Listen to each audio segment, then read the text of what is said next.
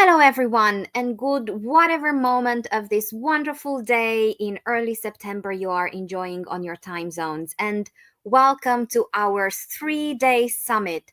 Everything about talent strategy and acquisition.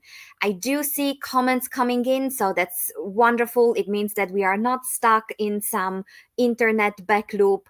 And my name is Minola Jacques. I will be your co host for the next 40 minutes or so.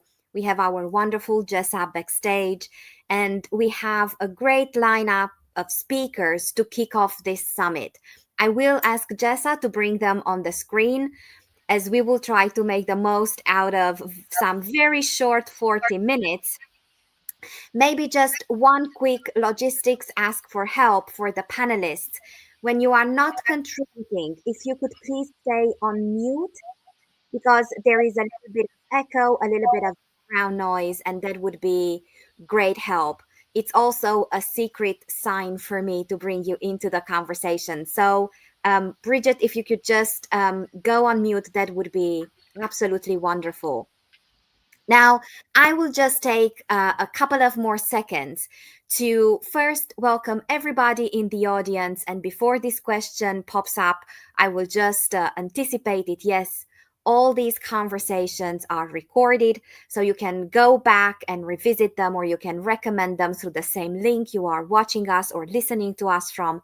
And also, please do consider the conversation as much yours in the audience and on the chat as it is our panelists.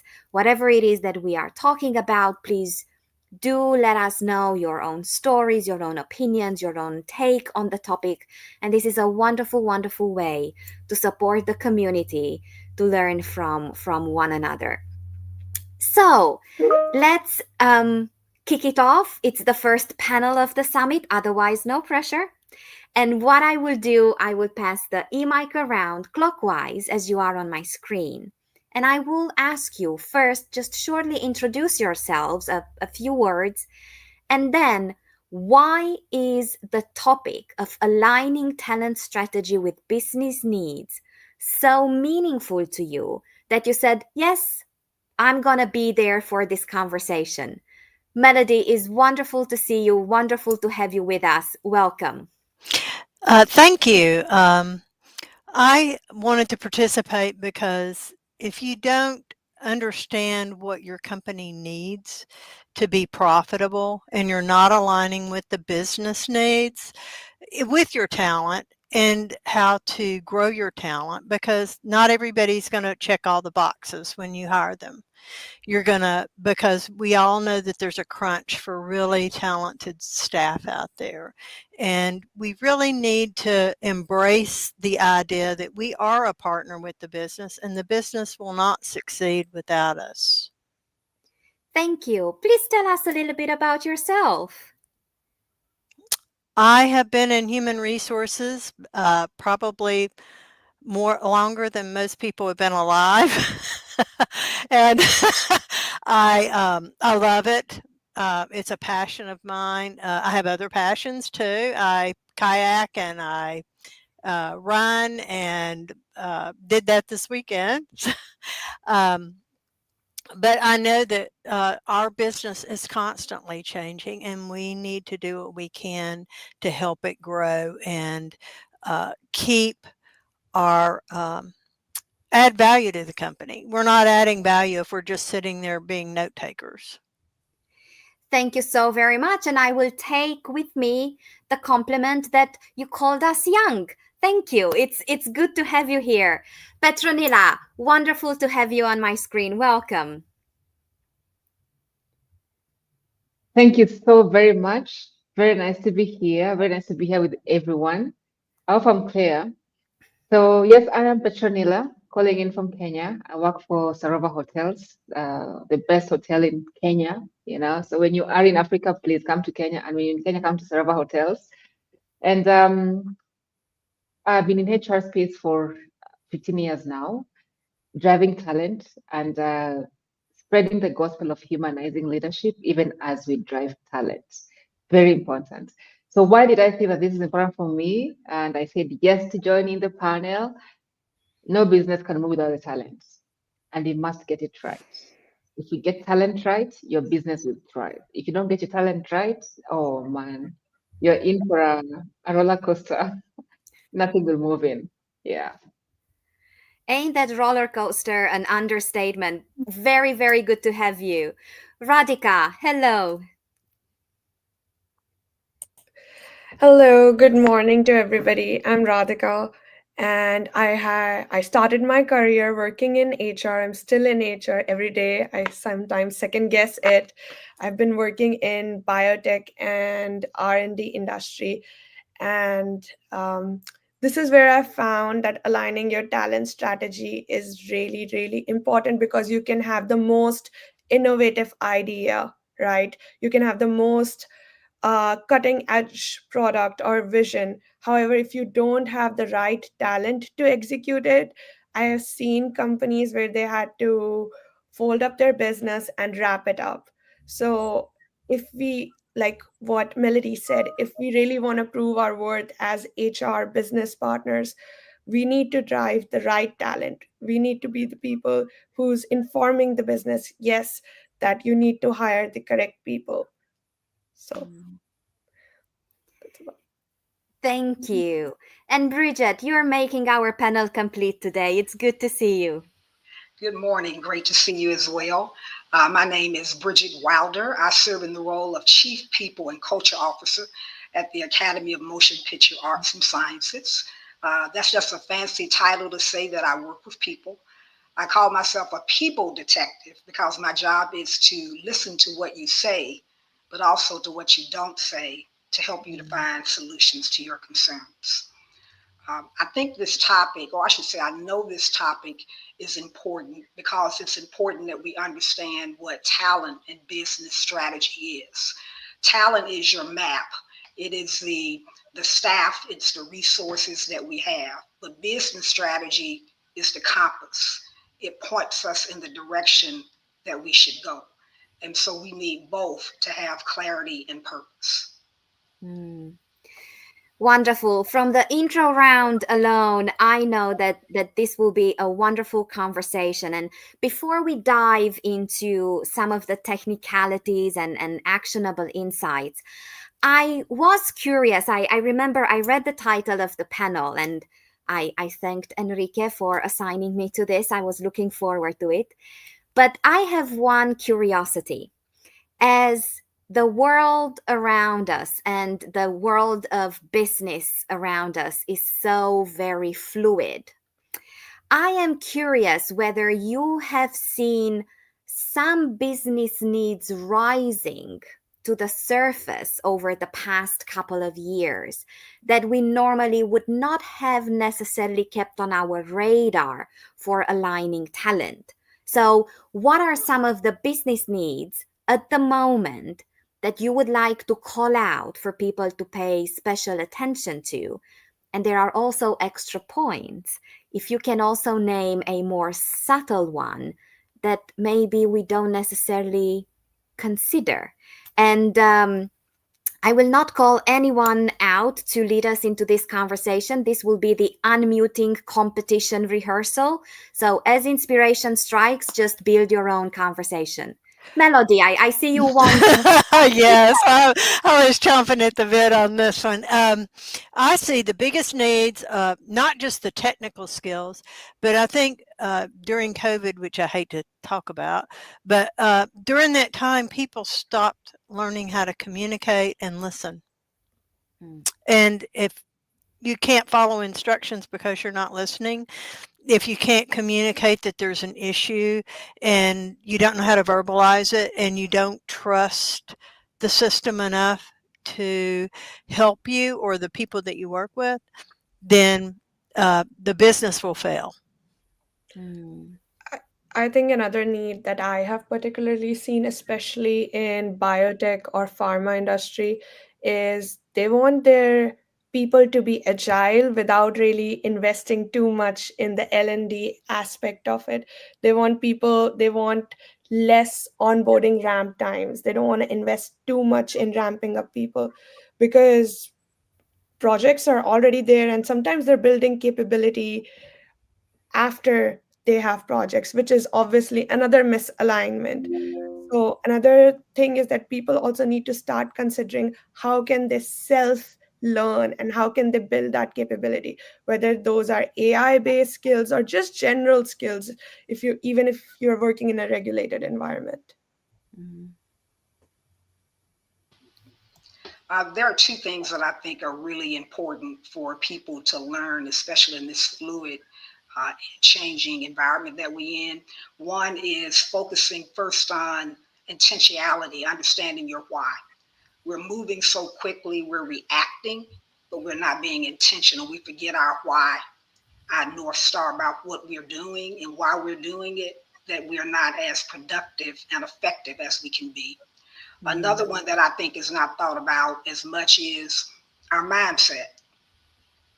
We are always in a world where we're comparing, where we're always thinking about what is next to do, but we don't prime the most important thing that we can control, which is our mind. So it's important that we are priming it for positivity, but also reality and flexibility and focusing on that emotional intelligence, recognizing that individual action creates collective results, but it first starts with us. Now, Bridget has taken my words, and that's why she shouldn't come last anytime. Because I'm going to talk about humanizing leadership, just reframing what she has said, humanizing leadership, in a sense that business is about a lot of business, but we've forgotten the human component that drives this business. So we keep talking about the numbers, but you don't pump into the people who drive these numbers high. And the words Bridget stole from me were selling meaning to the employees so that they can know how they contribute to their entire business. Hence the why that she's actually said. So yes, sell meaning, purpose. Ikigai is real. So if we all took a minute to read Ikigai and practice it in the workplace, then we shall be moving to really high spaces because we know why. We know why we're doing it, and no one will be pushing us, even as we talk about, aligning talent to the business. No one is pushing us. We're pushing ourselves. We're doing what is right at the right time and doing what we love because we understand it. Yeah. That's what I'd add. Well, Bridget actually gave me the idea for the next question. So please look to her as I will ask it. And Bridget, I will ask you to be the pioneer for this one, but you had a lot of energy around making sure that the talent strategy is not an HR thing on the side, but it's actually a critical pillar of the business strategy overall. So I would invite all of you, maybe let's just take a few minutes and look at how can we make this conversation an ever-present reality in our organizations? How can we talk about talent as part of the business strategy and not an HR thing? I love that question. before I got into HR, and I've been in HR 30 years. I started at 6, but I've been in HR for 30 years. I was a software specialist because I didn't want to work with people, right? And then I transitioned because I saw that being able to think big picture and then break it down into parts is just like writing a program. And that's what talent strategy is. You got to understand what are the needs of your business. But in order to get buy-in from senior leadership, you got to know their business. You got to know your analytics, but then tell a story with it. So it's more than I hired 100 people or 80 people left in 1 year. What does the data tell the story about? Am I being inclusive in what my hiring decisions are? Is it matching my mission and values? Am I having a leadership issue because I see a lot of turnover in one area versus another? You got to be able to tie it back to the business needs. But then also, like most people, whether they're talking about business or personal, what's in it for me? What's in it for the business, for them wanting to move forward with this strategy that you've tied back to the business and to the analytics of their why? I see nodding on the screen. Radhika. Yeah, I completely love Bridget's point, and this is something that I have seen like personally as well, right? When I started, I would get bogged down on certain key metrics, right? That is like, oh, time to fill, we have to fill a rec in 60 days or quality of hire. But then my mentor told me, you have to look at the bigger picture, like what Bridget said, right? You have to see how are these talent initiatives that you're working so hard on, how are they basically pushing forward what the business priorities are, right? So for example, Gallup recently reported that managers account for 70% of variance in engagement. So that means a bad manager can cause so much turnover, so much loss of productivity, right? And often when you say these words, finance doesn't understand it, but when you show them the numbers, if somebody leaves every day, you're losing about $2,000 or whatever in terms of productivity and hiring costs. That's when they understand. So again, going back to Bridget's point, you have to connect your talent initiatives to business priorities. Again, I work for a global company and they primarily see HR as a cost center. So sometimes pushing certain talent initiatives is really, really hard because they want to see what affects the bottom line, right? What's bringing the most impact. So what I have learned is you got to start slow, you got to speak their language, and you got to be choosy with the programs you're picking for your talent strategy, right? The one that brings the most impact, you pick those first in companies that see HR only as a cost center. I agree exactly with what you're saying. When I had issues 2 years ago with a high turnover and it was a particular strategy, the manager was just like, well, we'll just replace them. I'm going, it cost us $10,000 to train each new hire. Are we just going to keep throwing $150,000 out the window every month? And that got their attention. Petronila, you're very graciously Yes. in the hot seat of going last yet again. Keyword would be to make sure that the leaders are being involved with talent initiatives. So don't let them out. That's what I've learned. And all the time, I push it to them. So let's not say that anything talent is HR. You are the leader of the department, you're the leader of the section, you're the leader of the unit. Manage the talent, HR will support. HR as a consultant as opposed to HR as the key driver. Yeah. But leadership has to take its own seat in ensuring that they manage the talent themselves as well. Yeah, so it's not like it's only HR work, but all of us have to collaborate to ensure that we are driving this talent need for the organization. I think feedback, constant feedback, and creating that feedback loop for employees and candidates and new hires is really important because you want to find out if you're missing anything before you have a problem. Our job isn't to create more problems, it's to make sure they don't happen before they happen. Yeah. And what you just added, Melody, builds on a comment we have from Jason in the audience. Thank you, Jason, for dropping it. What do people need, and what tools do they find helpful, and are we connecting with them and building that change? So all this about the listening. You also made the point around listening and feedback. How do we keep the talent strategy agile? And Radhika, you dropped this, I call it a candy word. Whenever agile is mentioned in a conversation, is one of those words that will get everybody's attention. And I do say quite often, let's go agile, not fragile. And I hope we can do that more easily. How can we keep a talent strategy agile, and how can we balance short term with long term? Yeah, sure. I completely agree with you. I think agile has been so used that at this point, it's just like if somebody says, even when I say it, I get a cringe in my body.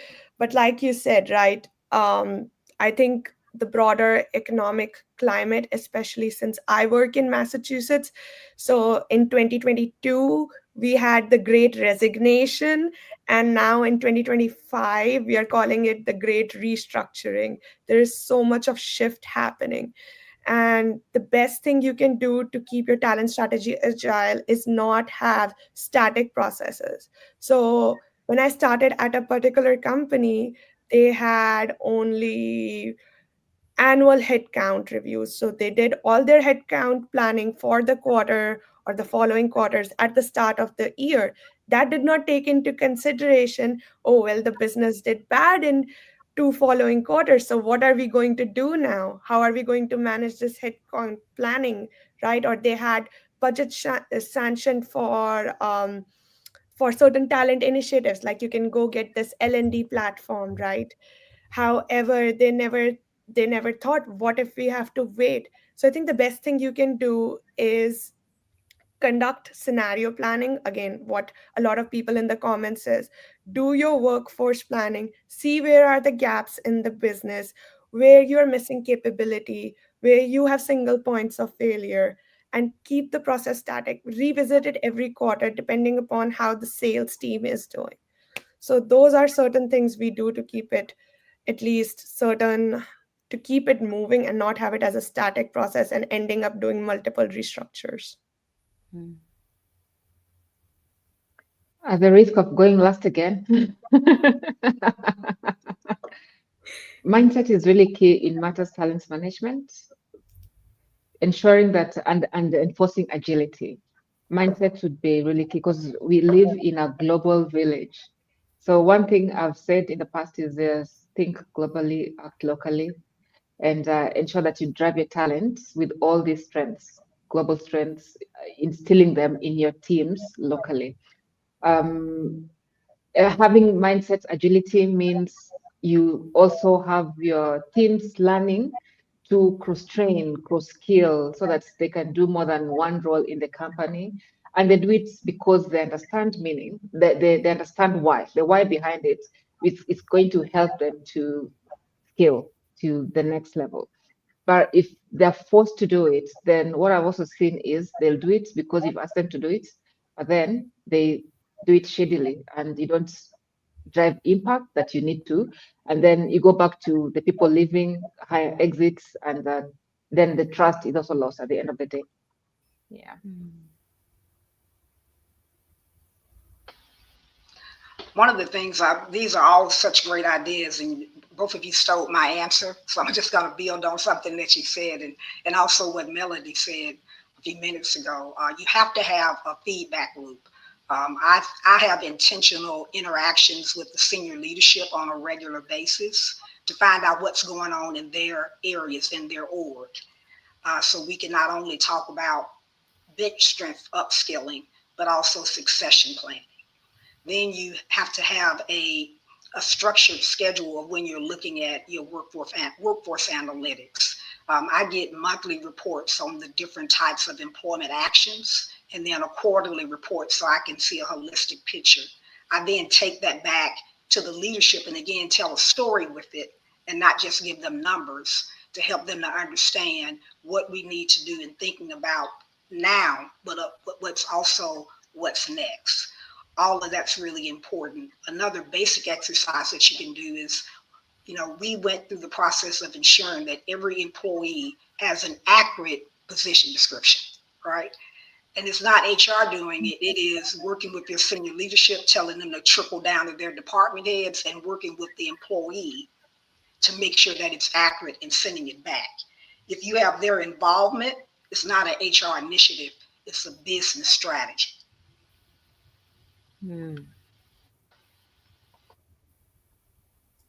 We also Yeah, do. very, very. Oh, yeah. Go ahead. on. Okay. I was stressing the importance of Petronila and then Melody. ensuring. Yes, I was stressing the importance of seeing business first as opposed to seeing HR first. If you do that, then the loop becomes easier. Business, what do you need? How do you align? How do you manage? Then talent initiatives, what do I need to do to make sure that I'm aligning with what the business actually needs?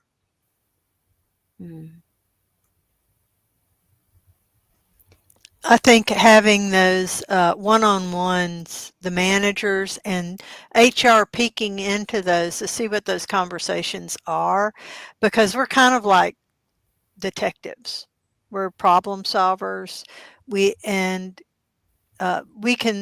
see how the manager is communicating with the employee, if they're really just chowing down on them, or they creating a person that wants to learn more and do more. And those are the things we need. We need to be learning organizations as well, because that's where our value is in our people. Well, we are about a handful of minutes already in the second half of our conversation. Time really, really flies on these panels. And what I would love to ask you next comes with a bit of a spin, and it might feel like a challenge, but please bear with me. If you can think back to the recent most challenging conversations you had with your stakeholders around talent strategy, what is your biggest learning that you would pass on to our audience as an advice? So something that you learned from very challenging conversations and you want to either give our audience heads up on advantage or a pitfall. And also, question open to our audience. What is something, a big learning or unlearning that you took from a challenging conversation on talent strategy recently? I had one with a manager that likes to give raises, the same raise across the board. And that's because they said that I've said, but you're not rewarding your performers. You're just giving out money to people that aren't bringing value to the company or themselves even. They're people that you want to leave. Why would you reward somebody you don't want to stay? And why are we not rewarding the people that are just blowing it out of the water in performance? And that was a difficult conversation because they said, well, I'm afraid I'll hurt somebody's feelings. I said, this is beyond feelings. This is what's best for the company. Petronila. Thank you. I've learned a few things. Business leaders reward what they fear. So that's in risk, So anything that is risky, they'll put budget for it. Business leaders will also reward what they understand or put budgets to what they understand, So that is in data. So speak in data. And also business leaders will, or rather budgets will be approved for issues that will drive outcome. That is in the strategy. So if you're having any talent strategy issues, any discussions, then frame them in a way that it's properly understood. so that it can be quickly put in black and white. For example, I need to have a leadership training. So leadership training, because why? Because people need to be trained. No, if you don't train them, they stay. If they stay, they'll give you bad service. So you need to, that's the language you use. But remember, to have this budgeted for, then, or funded, then you need to frame it in a way that will drive impact to even the person's ears. So we're having a gap. Our future is in X. If we don't do this now, then the future, we shall not achieve a strategy of expansion in the future in these key areas, because this is the exact skill that we need, and this is what we are actually looking for. So your framing is very important on how you communicate. Before I knew this, I think I cried a lot. Because everything used to be turned, and I'm thinking why? And I thought I'm trying to, tell you what's really, really important for the business. But the framing is very important. Data, risk, strategy, very, very important. Yeah. One of the biggest challenges I see in talent strategy and aligning talent strategy is often managers or leaders do not see the bigger picture.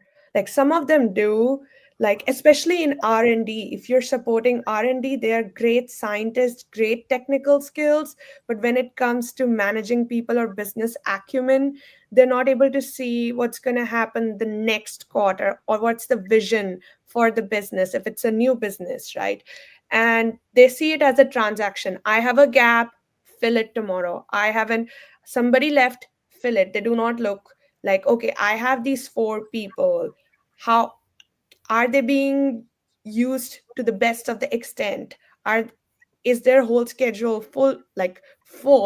Are we developing people internally? Can we promote people? They do not look. They're just like, we have an opening, fill it. And that's where I go back to them and say that, like, look, what you have, like what also Bridget said, have accurate job description. First of all, are you developing internally? And second of all, if we do need to go external, are is this job description meant to serve you just for the next quarter, or are we going to utilize this person and they're going to be an asset for the business? Are you seeing this long term?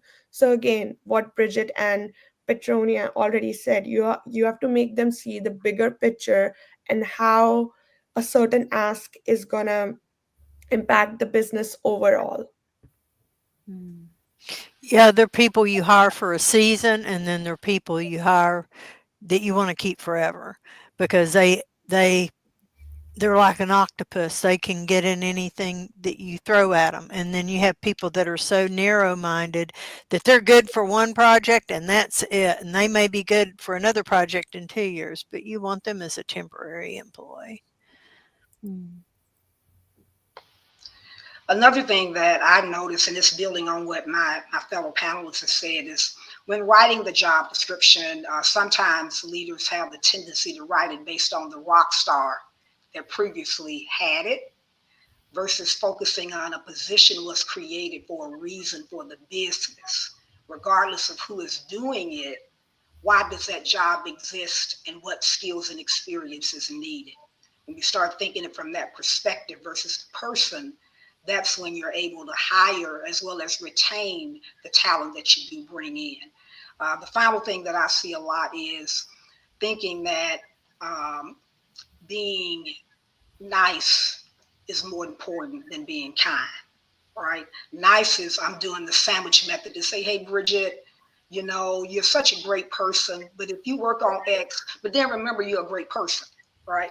That's being nice, because I'm more concerned about Bridget's feelings, and you want to be respectful, but Bridget still don't understand what she needs to improve.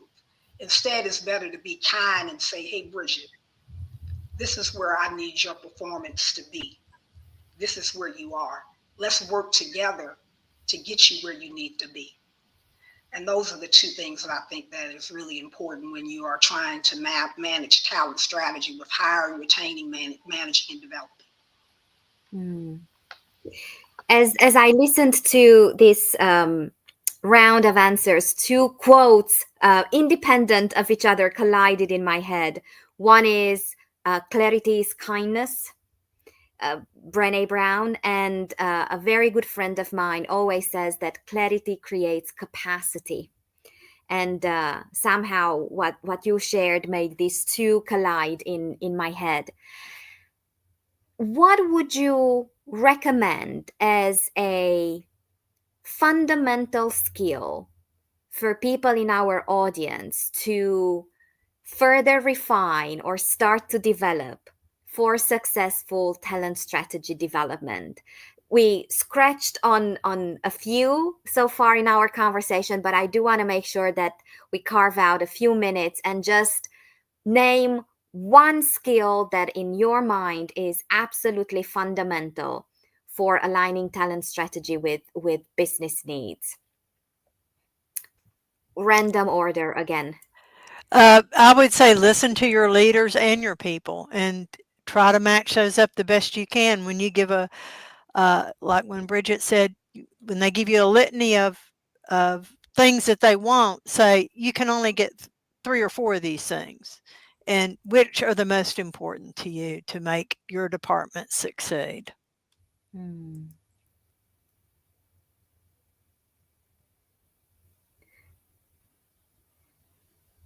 would like to put other skills on the list? Petronila. Yeah. Alignments would be leadership and HR alignments. Align, discuss, talk, co-create, co-own the process. Yeah. In a few words. And I see time is going. Oh, too fast. Radhika, I see now we have a new pattern. Melody, Petronila, Radhika, Bridget. I think if I had to pick one skill for just all the HR community, would be that you need to be able to translate people strategy into business fundamentals that finance, that your leadership understands. Because if they don't, you won't get the budget, they won't listen to you, and you won't be able to bring in your stakeholders together. So know how your business makes money, know what their priorities are, and link it. And for the employees, again, I'm going to use the most cringe word, agility, and I personally do it every year. I have a goal for my own career, like I'm going to do certifications, I'm going to do this. Have a goal for yourself each year and try to achieve that, because every day I'm on LinkedIn, I'm seeing new kind of roles altogether. Even if it's for HR, you're seeing hybrid kind of roles like AI collaboration partner, whatever that means. I saw that, right? So be agile, know what's happening in the industry, and be on top of it. Thank you. I'm going to be greedy. I got two. One is asking questions and asking the right questions, right? Because we can't always assume, even though we've been in this field for a while, that we know what is right in that particular situation. So we have to learn to ask the right questions. And then the second part of that is mastering the art of the pause. We have to learn to just let that space be empty. So as they're processing and giving us the responses, that we give them that space to be able to just go off and just say what they need to say. And then by listening and pausing, then you can offer solutions that actually meet the needs of the business at that time. I love how this conversation is also a very energetic advocacy for listening and the power of the pause. So thank you so very much. We are 3 minutes away from saying goodbye from this conversation, but I do want to take these last minutes to acknowledge and celebrate the incredible work that those of us who live in the reality of an HR function of one are living.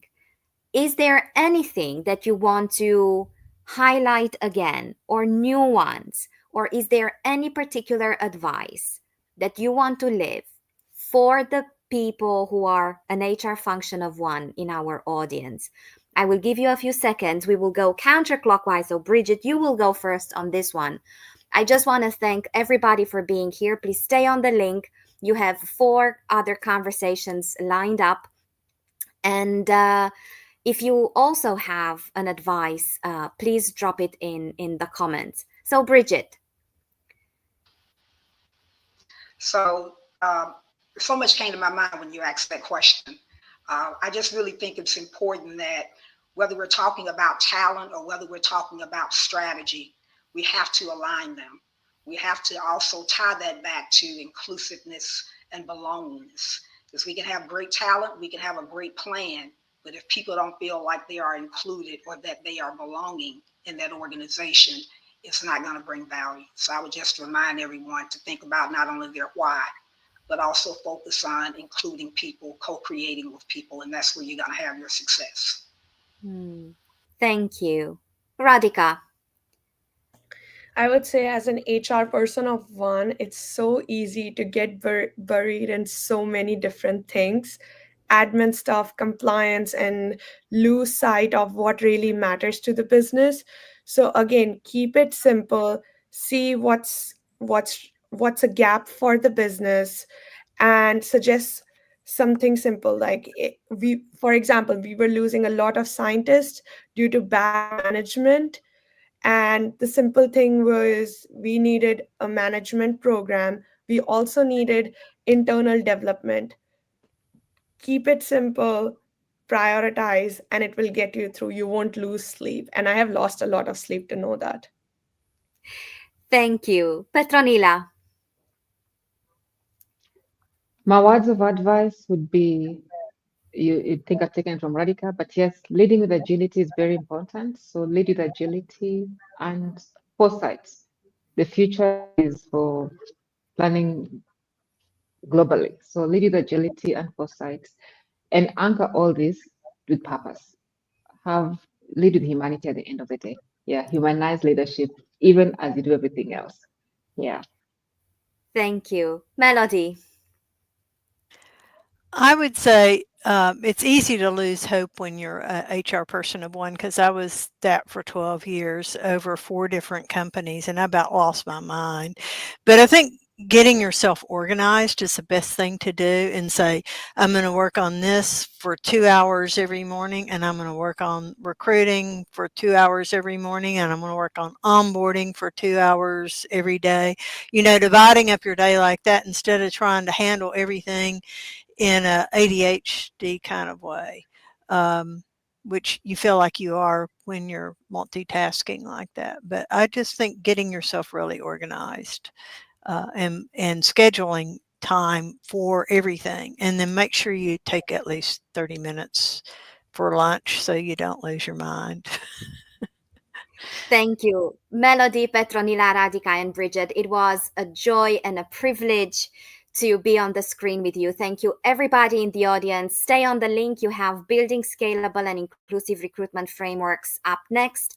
And as you enjoy the summit, please also say thank you to all the other speakers, to your fellow participants in the audience, and also do stop by and say a big thank you to the people who do the amazing invisible work behind the scene. We have Jessa, we have Sneha, and none of this would be possible without their amazing support. Thank you, everyone, and enjoy the summit.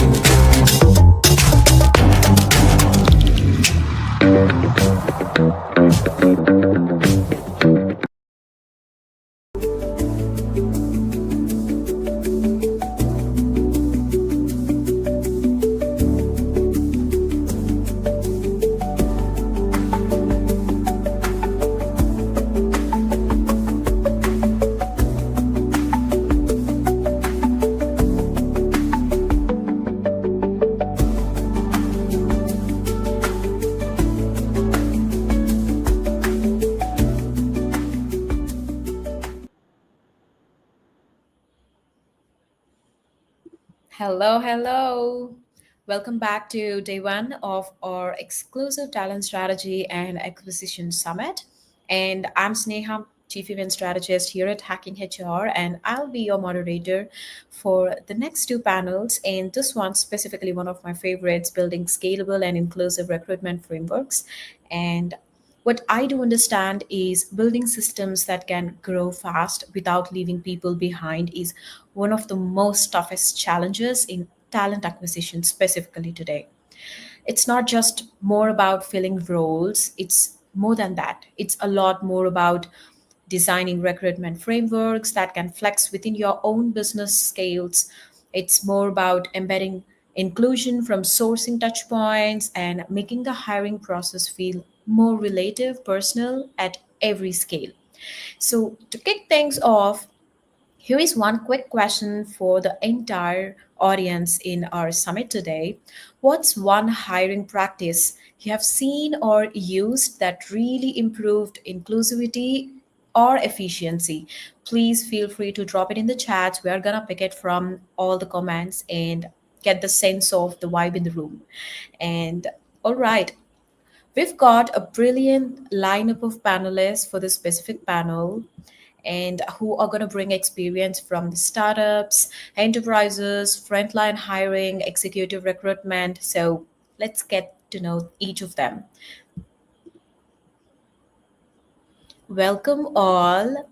So I would love for you all to please introduce yourselves by sharing who you are, what you do, and to kick things off, I would love for you to also answer what's one big myth about inclusive recruitment that you wish more people would let go of. And I would love to start with Stephanie, that I have on top of my screen. Wonderful. Thank you so much. So my name is Stephanie Lemick. I am the founder and CEO of an organization called the Wounded Workforce. We are focused on helping build trauma-informed workplaces and supporting mental health advocacy in the workplace. Before founding the Wounded Workforce, I spent nearly 2 decades in HR. So I've seen a lot, as many of us on the panel can probably share as well. When it comes to a myth about inclusive recruitment, I think the biggest myth that comes up for me as someone who spent time in both big organizations and small organizations is that inclusive recruitment practices are only for big, large-scale recruitment operations. And inclusive practices are really for any organization, every organization. They might look a little bit different, but every organization can be inclusive. That's amazing. Short but very at the point. Thank you so much, Stephanie. And I have Kelly. Yes, hello. Kelly Stover. I'm a Chief People Officer for Janus Health. And I have been in HR for roughly about 30 years. I've worked in large scale organizations, from startup to really kind of building out multiple different teams in multiple areas, both internationally and domestic. I would say I think one of the biggest myths that I find is that we will slow down our hiring process if we try to be inclusive in our recruitment. And I find that to not be true at all. I think if you have a strong hiring process and standard work in place, I think you absolutely can ensure that you're being inclusive in your hiring practices and that you're finding tremendous talent while including that capability of inclusivity within your organization. Thank you, Kelly. Can't agree more. And we've got Saurabh. Hi everyone, I'm joining from India and I'm very lucky to be on this panel in opposite time zone when my work hours finish. It's a refreshing session. I've been in HR for around 20 years, started as a software engineer, transitioned into HR, and since then worked with largely tech companies like American Express, Ericsson, then startup bug bit me. So last 8 years have been in startup trying to build inclusive HR practices grounds up. I think one of the biggest myths that I've seen in inclusive recruiting, one of them is just limiting it to gender and race. The other one is my favorite, which means that a lot of co-workers think that hiring specially would mean especially or making it more inclusive would mean that we have to trade off or make any bars lower. But in reality, that's not the thing. It's about reaching out to the right talent and making a right. Thank you, Saurabh. We really appreciate you joining from a very late time hour. Still happy to have that. We've got Nicole. I see that Nicole is joining from her car. Thank you so much for putting in the efforts and joining from the car. Good morning. Yes, thank you so much for having me. Thank you to the Hacking HR audience and to my fellow panelists. I'm so excited to be joining and to learn from everybody that's here. Yes, I am joining from my car, so welcome to my real New York moment. There's a US Open that's in New York City, so I got stuck in traffic, but I am here. And I would say that, first of all, I am the Chief Human Resources Officer at GRAM, which is a nonprofit human services organization in New York City. We have been around a long time. Originally, we were an orphanage, and one of our founding founders was Eliza Hamilton. So, there's mention made of an orphanage in Hamilton, the musical, and so that was us. Fun fact about us. But in terms of biggest myth around inclusive recruitment, I would say that, that inclusivity sort of means that you're compromising quality. And so I would say, that if I had to point out, one of the biggest myths about being inclusive in recruitment, that would be it. Thank you, Nicole. Really appreciate it. And yeah, so happy to see you joining us with all the efforts. And before we dive into the internal details of this particular summit and the topic, I would love to go through a couple of personal questions that aligns with your own expertise and the titles of our particular panel today so that we understand through the looks of how you see this particular situations and areas that would be helpful to our audience. So I would go with Kelly first. So Kelly, could you please let us know how do you make sure inclusivity isn't lost when scaling recruitment quickly during periods of growth? I think it's, and not to make it too simple, but I do believe that it is a simple process. I think if you have standard work involved in your recruitment process and you are communicating openly with your hiring teams and you're ensuring that you let them know that you're looking for inclusivity within what you're doing in your recruitment space and you're educating people about that, as you go through your recruitment process, I do believe that that helps tremendously. I also would say that, and I think I touched on this just a minute, but communication, I feel like I could say communication, communication, communication. I think it's so critical in talking about the talent that you're reviewing as you're scaling. You know, if you're going out and you're having to hire several hundred, several thousand people in a course of a year, and you're not having active communication about what, you know, guidelines or what talent types that you're looking for, if there's critical values that you're looking for in candidates, I think if you're not talking through all of that, you're not going to be successful in what you're doing. I totally agree with that. Thank you so much for sharing those beautiful insights. And I would be jumping on to the next one. So we squeeze into adding up all the details within this panel. I would love this question for Stephanie. You have been a founder by yourself for a long time. So, with your own perspective, what's one lesson about building recruitment systems that small and mid sized businesses can apply?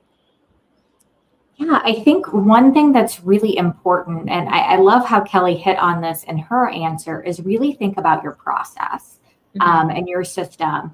How are you going about recruiting? I know one thing, especially about me as a founder, when I have my founder hat on and not my former HR hat on, you want to move fast. You want to just get something done. And when you're thinking about that as an HR professional, if you have a system in place, if you have a structure of some kind that is thoughtful about how are we being inclusive, what are those steps, it works really well with the how can we move fast, because you are moving fast. You're like, hey, Stephanie, we've got this. Let's jump this into our process that we already know we vetted in a way that's inclusive. And what's great here is you can be thoughtful in a way where you're looking to have different structures, different goals. Maybe it's one of the favorite things that I've heard that challenged my own thinking about being more inclusive is offering interview questions ahead of the interview, which I know, especially for many of my friends who are neurodiverse, is incredibly helpful. I think some of these things that can really change and better shape the process are free. And as someone who is in a startup mode, who has been an HR professional of one, who's been in a big HR organization with a limited budget, those free things are really key. So my best recommendation is think about, before you're even jumping into having to recruit and doing it fast, because it's always, let's hire someone, we needed them yesterday. Think about that structure of what your process should look at. And then think of it as the lens of how can we make this step more inclusive? And that's really going to kickstart you in a meaningful way that fits for your small business and also can be very budget conscious at the same time. That totally makes sense. Thank you so much for sharing that with us. And I would jump on to Nicole. So, what strategies have worked best for aligning inclusive recruitment frameworks with broader business goals? From the experience that you've been as CHRO, what did you see happening?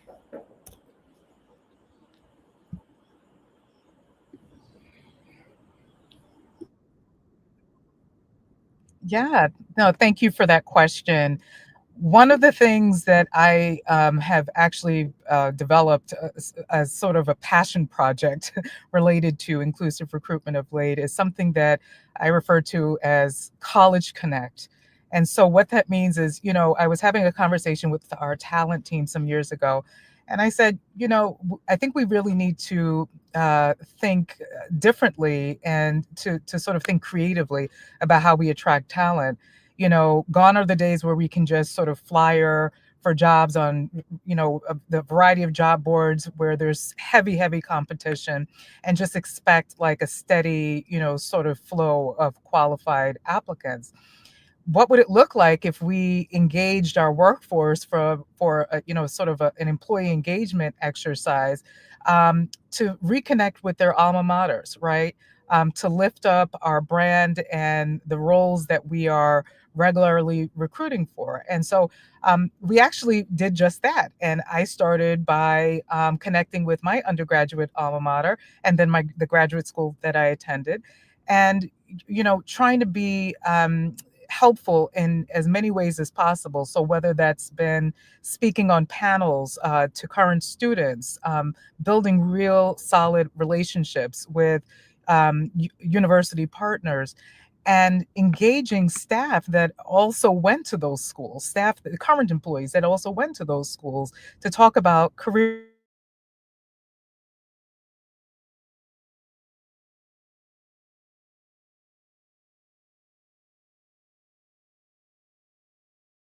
I'm sorry, this happens a lot with me muting myself.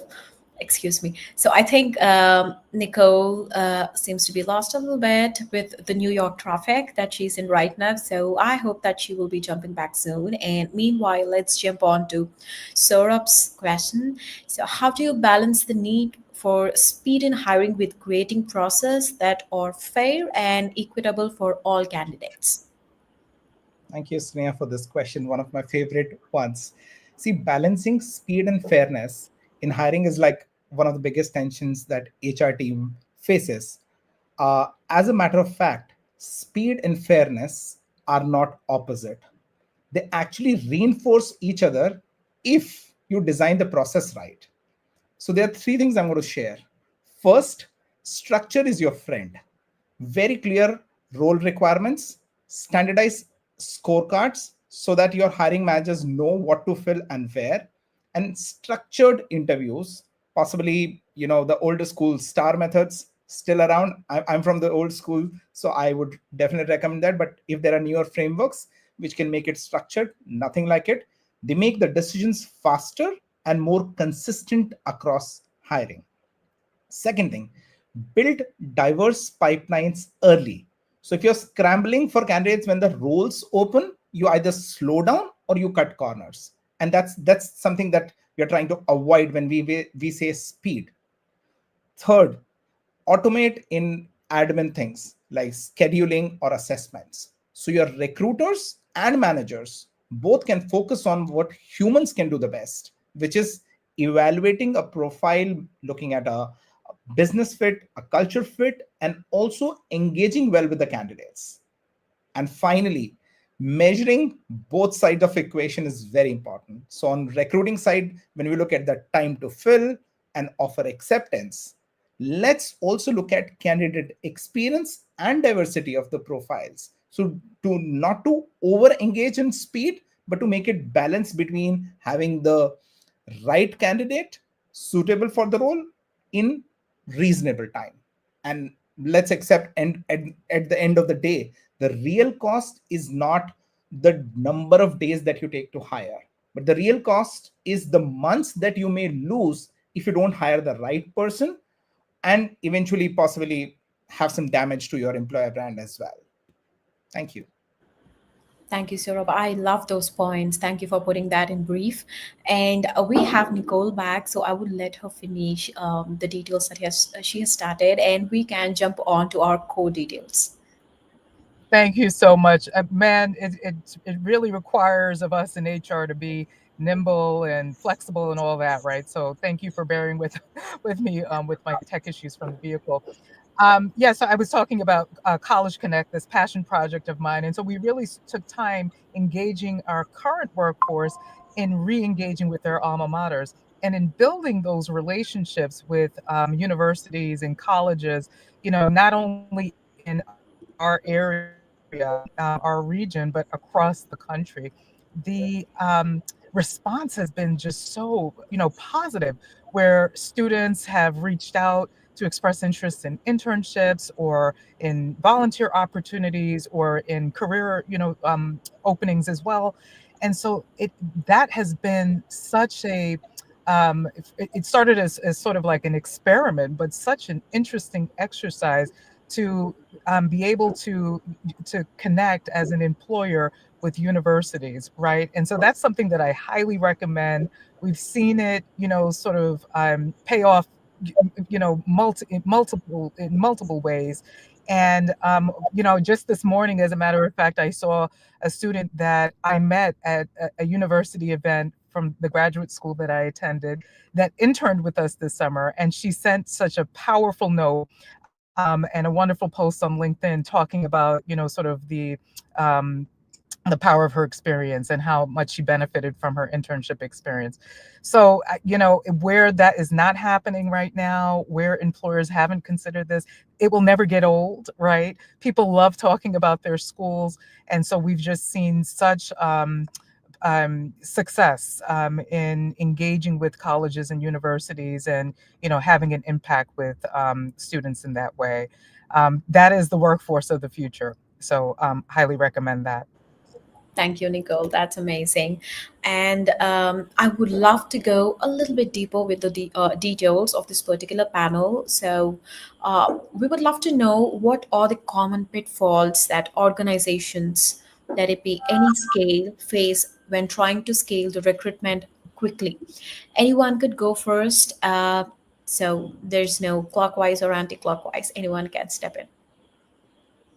I would love to jump in here. One thing that comes up for me a lot, thinking from a startup perspective, I think this counts for inclusivity. I also think this counts just for overall culture. I think when you're scaling quickly with recruiting, sometimes something you lose sight of is how many new people, the amount of change that creates in your organization.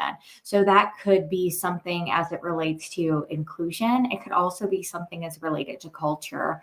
And one thing that I did when I was in-house, we were scaling quickly, is I actually had a KPI that was how many of our employees are under 1 year, how many of our employees are under 6 months, how many of our employees are within a new hire period. So leaders across the organization are really thoughtful about assumptions, what folks don't know, and we're really, understanding those changes. Because if you're a team of 50 and you're adding 20 new employees, a huge organization adding 20 new employees, that's not going to be a huge change. Adding 20 new employees to a team of 50 can completely reshape the dynamic, the makeup, the diversity of a team, and being thoughtful about that from the beginning is really helpful and really important. Thank Happy you, to jump in. That was such a great point, Stephanie. To totally agree with that. I would say along those lines, sometimes what we've seen is, shortcuts end up being taken, around what could otherwise be a very structured, interview and selection process. And so I think being mindful that, sort of maintaining consistency in the way that talent is selected, even when you're scaling and hiring. Sometimes we have moments where we could be adding programs, for example, where there's heavy recruitment, high volume recruitment, and so just making sure that we're not compromising quality.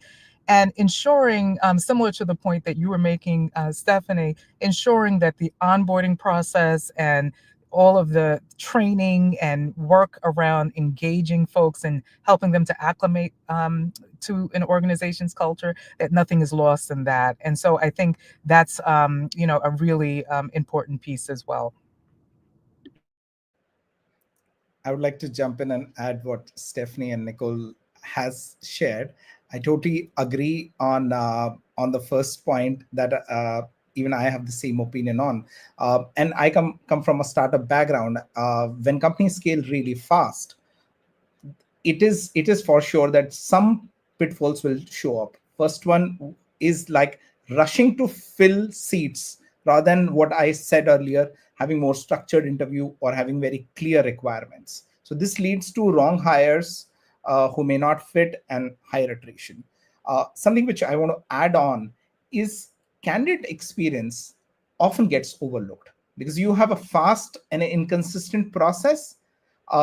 Therefore, you're not able to close loop properly. Candidates feel that they have not got very justifiable interview rounds. You've heard your employer went through this, especially in markets like today, very competitive, a lot of supply of talent, looking for great companies to work. The third, and this again links back to what I shared earlier, when you're building scalable practices, lack of standardization. And how it affects here is that every manager tries to do their own things, which leads to chaos and some bias. One, it's an additional burden on HR team to manage. And second, this also leads to, again, hiring which may not be the right hire for you in long term. And finally, one bonus points that early stage companies or companies who are scaling fast may not think about internal mobility, and I think they miss out on getting the talent grow within the system for a longer period of time. I love that you brought up candidate experience, because I was actually going to go there. I think it's such an important piece. When you have several hundred employees apply or candidates applying to each requisition, and you have folks that you need to let them know why maybe they haven't been selected, or that you're pausing an opening or whatever that might be, I think it's so critical to your employment brand long term. So I love that you made that point. The other thing that I would say, and I think Nicole or Stephanie may have touched on this, but I think it's about training your internal folks. You have so many more people involved in your hiring process sometimes, and it can be a huge miss if you don't have a hiring candidate or a hiring individual understanding how we go about our process of asking questions, follow-up questions, and then how you evaluate the candidate pool. And I think that's critically important. I think the other thing to say to those hiring individuals is, if you're hiring 100 people, they don't all have to have the exact background. Let's look at that and say, gosh, in 100 people, maybe I need these different attributes. Let's look and make sure as we hire those folks that we're looking and hiring for all of those different areas. So if I'm hiring 100 software engineers, all of their backgrounds don't have to look exactly the same. In fact, you probably don't want that. And so I think having those conversations is very important as you move through a large scale hiring process. Thank you all. This was amazing. I think someone has to add up something. Okay.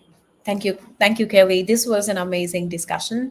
And to back on that, I do have another question that I would like to put forward. So we have different type of people here within the panel. We have founders, we have CHROs, we have CEOs, and we have all levels of executives. So from your own perspective, what does a truly scalable and inclusive recruitment framework looks like in practice?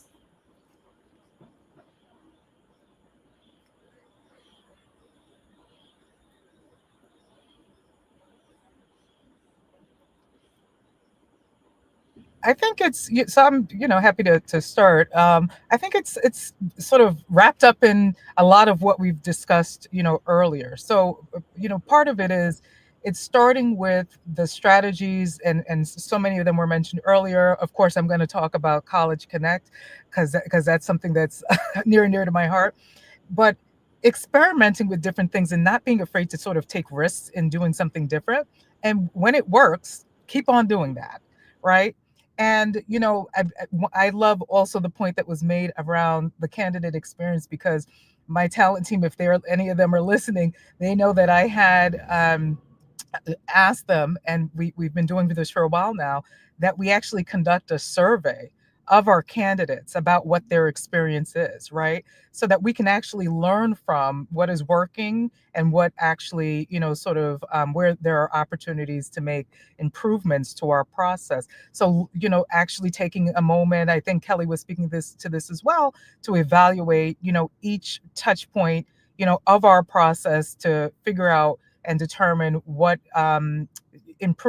what process improvements need to be made. And so I think that is a critical piece when we think about, scaling, our strategies. We don't want to continue to do a lot of what isn't working. We want to be able to learn from, strategies that are.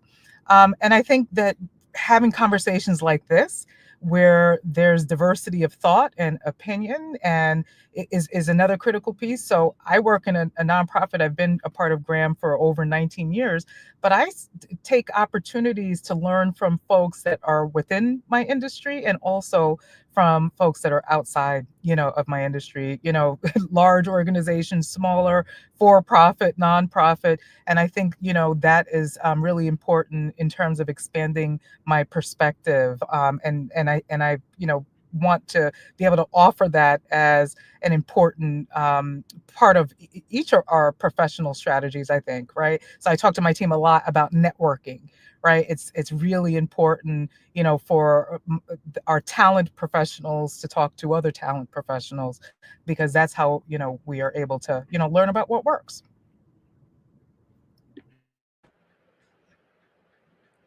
Maybe I can go next and add. So if I were to give a piece of advice to build a lasting recruiting framework, one designed for consistency and not heroics. A lot of companies rely on star recruiters, very, very ad hoc processes, and it's just like spray and pray.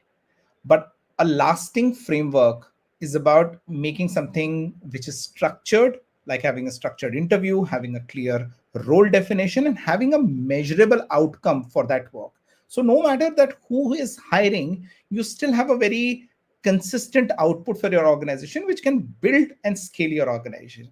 But at the same time, looking at the realities of a, let's say 2026, if you're designing your process, let's say for next year, advice is that bring also an element of agility, bring consistent frameworks, but be also ready for them to upgrade, align, and mirror what your business situation would look like. Because I think HR is the heart of business. So at any point of time, we may not be very away on business realities. And the last thing is that if you want to go really long in this journey, bring your leadership in this journey. The best culture is set by the leadership team members themselves. And if they imbibe this process, everyone in the company understands what's the right thing to do. And you're able to scale up in a more consistent and better results for business. I couldn't agree more. I love the point about bringing your business leaders into the process and into the idea of the culture and what you're trying to bring into your organization. So I thank you for making that. I love that point. I think it's, I also, Nicole, I'm going to come back to your point about learning from one another. I think if we don't do that, I think we're truly failing not only ourselves, but all new HR and talent acquisition leaders as they're coming into our space. This creating a scalable and functional hiring process, it's like this kind of molding clay on a daily basis. There can be standard work to a fault, but if you're not in a place where you're confident enough to say, you know what, this might not be working the way I want it to, I have to shift today. I'm going to shift and we're going to change this. If you're not comfortable enough to do that, you won't be successful in this space, because a lot of it is about trial and error and learning from someone else. And, hey, I'm having this really difficult challenge. How do I get around this? And sometimes a simple conversation can help you get through that. And so it truly is accepting all of those ideas and trying to create a path where you can, we've said the word agile many different times, where you can move and flex, but also be consistent and confident in your processes. So it's a little bit of both at all times. And I find that you have to find the right balance for not only your team and yourself, but also for what the company allows. A lot of times the organization doesn't allow that ability to flex, and you have to help and educate on why that's necessary. All these answers are so fantastic. So I will very briefly add only one thing for folks to consider. We all have our own biases. So challenge your own biases and get really, make it a deliberate practice to challenge yourself. I mentioned earlier, I was like, oh, I would never give someone interview questions before an interview. And then, I took the time and really changed that. That's the thing with inclusion. We are constantly learning new information. We're constantly changing. We can constantly get better. start with yourself, because first of all, you're already thinking about it. So you're going to be amazing at actually implementing those changes. And number two, as you're advocating for more inclusive practices, as you're bringing in your leadership team, by actually modeling the behavior that, like, hey, we don't always get it right. Hey, sometimes I make a miss. Sometimes there's something I can change. By modeling that vulnerability, you are going to really bring folks in and get a lot of buy-in that a lot of times we struggle with. Oh, HR is telling me to do something again. No, really, it's about bringing folks along and modeling that vulnerability that we can all do better with inclusion always.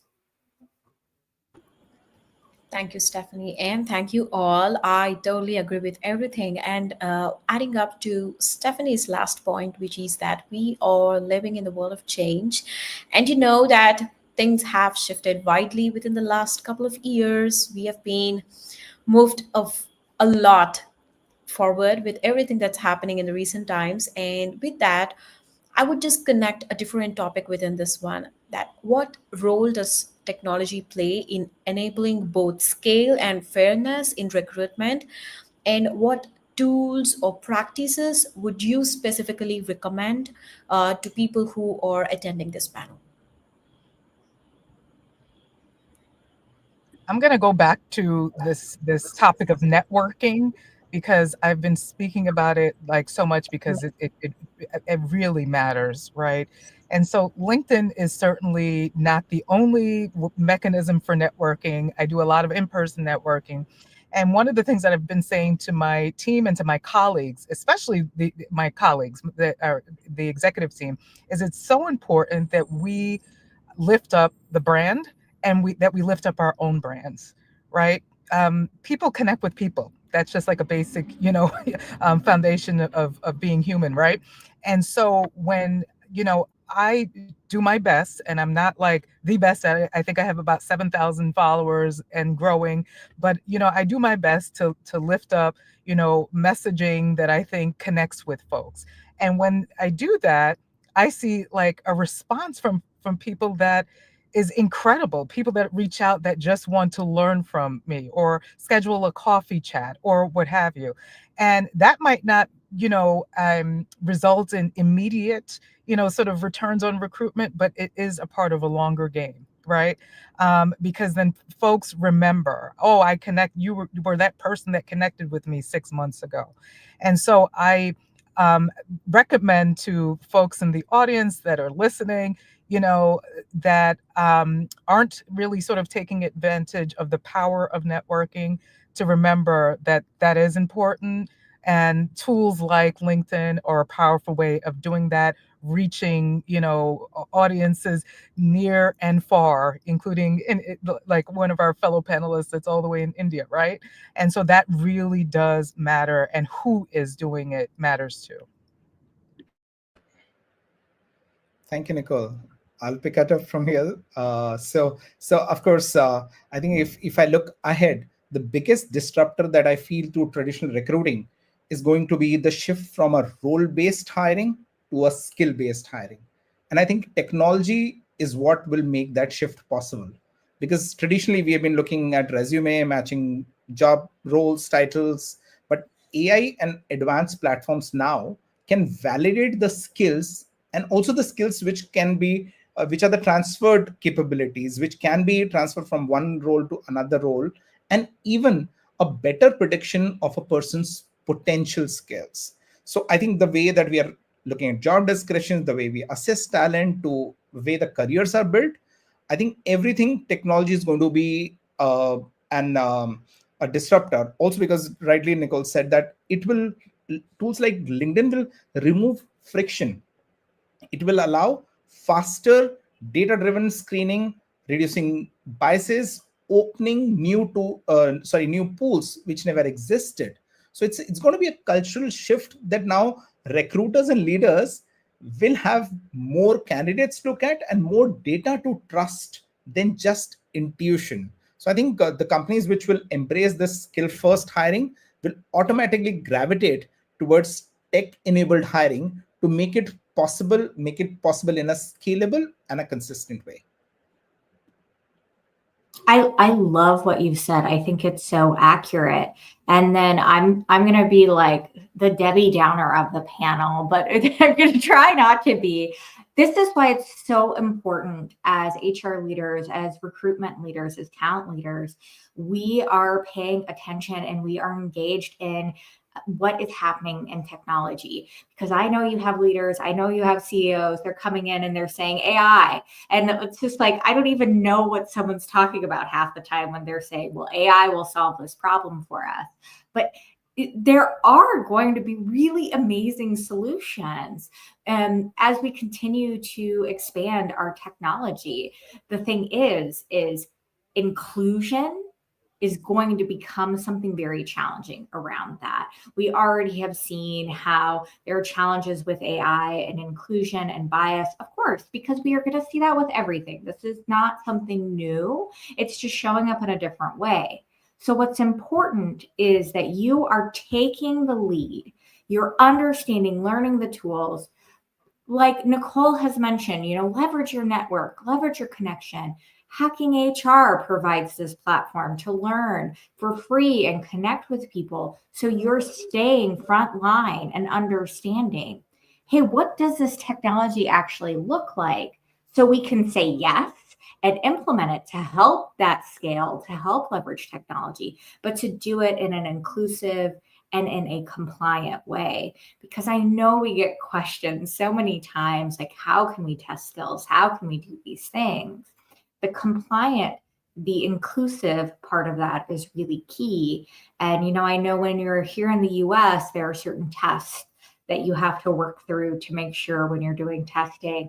And there are different things. Use your expertise and make sure you're staying up to date on all these changes. Partner with folks to do that and really lead that push. So you're not responding and then losing sight of that inclusive aspect of all the great work you've done. I couldn't agree more, Stephanie. I think I think all of you have had some tremendous points. I think the biggest thing for me with the technology is the watch out that it is only if you implement it with knowledge and understanding. And I think Stephanie touched on this. Then I think it can be very successful for you. It can create efficiencies and help so much. However, if you implement these new things because they're the new shiny, fun ideas in recruiting, these technology pieces, and you don't fundamentally understand how they impact candidates, how they impact your talent pool, and how they impact selection, aligning with your culture and what that involves, I think they then create a bottleneck in your hiring. They create mishiring and really some detriment to your organization and your overall company culture. So I think you have to be very well versed and educated before you go and implement the technology. Thank you so much, everyone. I really wish that this panel could go on for another hour, but we are right at the time, and I would still love to have a very quick, just a word or a one-liner of, if you could give one piece of advice for building a recruitment framework that lasts, what would that be? It could be just a word, or it could be just a line, or any advice that you would wanted to give to the people who are in this panel right now. I think we've all touched on this a bit, but I'll jump in really quick. I think it's a never stop learning, never stop having communication, never stop understanding and getting ideas about how to change and adjust. And a lot of that is through some of the networking and discussions that Nicole has touched on. But I would say never stop learning.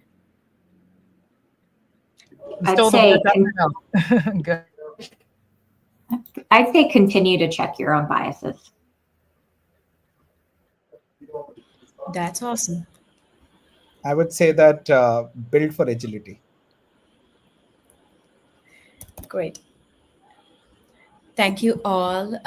This was amazing. And I really thank you all for joining us. And all of you are phenomenal. I really love the conversation. And I really hope so does our audience. And they would have picked up a lot of different pieces that they can take back home.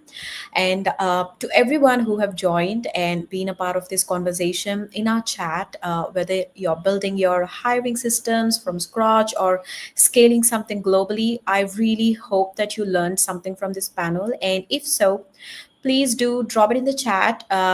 Maybe our panelists can pick a couple of pieces from there and see what they have learned from this panel. And that would be really great. And we'll see you all in the next session in just a bit. Until then, I would love for you all to go grab a coffee. If you're also a coffee person like me, I just have mine right here. So, yeah, I will see you all in a bit. Thank you all for joining. Bye.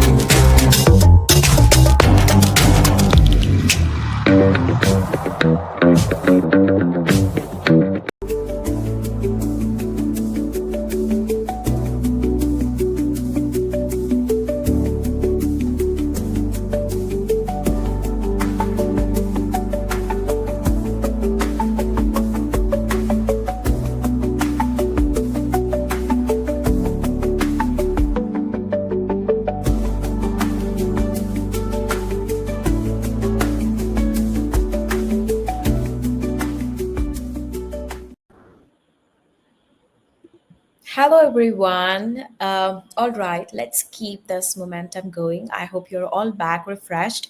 We are going to dive into our next conversation, and this one is a biggie. So, this is the panel on sourcing strategies for critical and hard to fill roles, which is one of the interesting topics, I believe. And you know the type roles where the talent pools feel like non existent, the expectations are sky high, and the time to fill these particular seats becomes like a team sport, which our HR leaders do understand. So, but sourcing isn't just more about the speed or the hustle. So it's more about the strategy, the storytelling, the data, and above all, it's going to be that personal touch and human connections. So we've got a fantastic panel with us right now. And these are the leaders who have done it all at scale across different industries and have learned a lot of lessons that they are going to share with you all to help you out with your careers. So let's jump right into our panels. Hello, everyone. Thank you all for and awesome. I see lovely faces on the screen today. So happy to have you all. And to kick things off, I'd love for each of you to introduce yourselves and share what's that one word or phrase that you think would capture your current mindset around sourcing in 2025. And yeah, I'm not going to go with anti-clockwise or the opposite. So anyone who wanted to jump in can jump in. The stage is all yours. Great. My name is Jessica. I'm HR Director, Head of HR at PointsBet Canada, and I am excited and positive about the world of recruiting and talent acquisition in 2025. Challenging / excited. Awesome. I can go next. Can you hear me? Perfect. So my name's Amrita Bomik. I lead HR for Team Car Care, which is which is in the business of automotive maintenance and repair, working for Jiffy Lube. I've spent a lot of time in the auto industry, so I think more than a lot of people are at least have experienced huge volume of talent acquisition challenges and retaining people. So I think describe 2025 particularly, and interestingly, I've been on the other side as a person who was in the world looking out for my next role. So having experienced it both as a candidate and now, of course, as a recruiter leading talent acquisition, I think it's very interesting, it's very challenging, but at the same time I feel very hopeful as well in terms of a lot of progressive opportunities, and the opportunity to be strategic versus just being very tactical and operational.